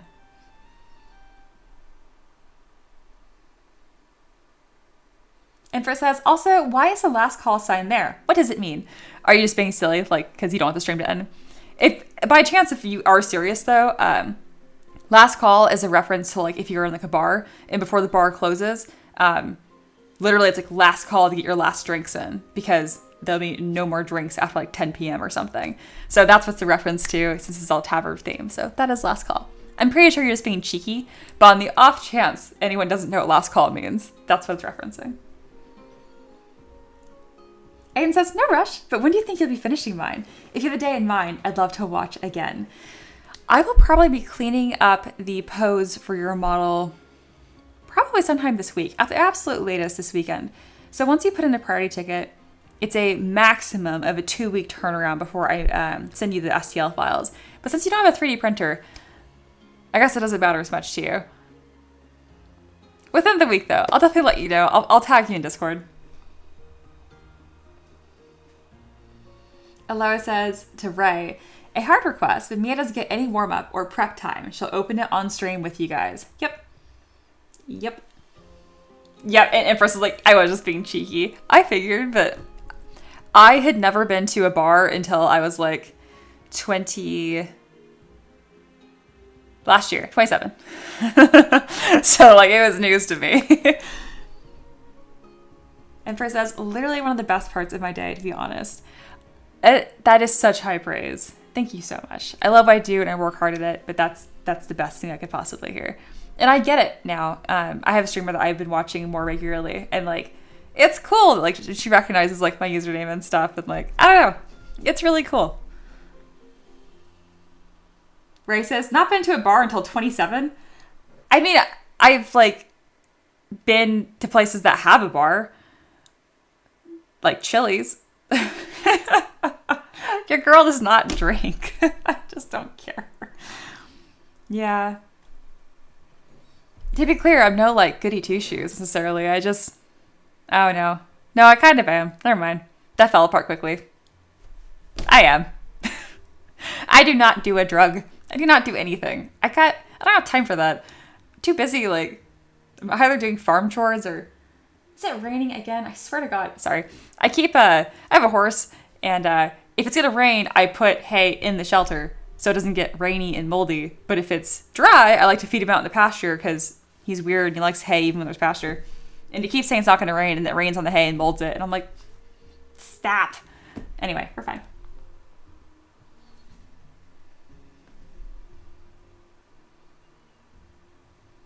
I'm very excited for more Aloha. It's gonna be great. Well, that is the end of the stream. Thank you guys so much for being here with me. It has been an absolute delight to have more and more peasants assemble.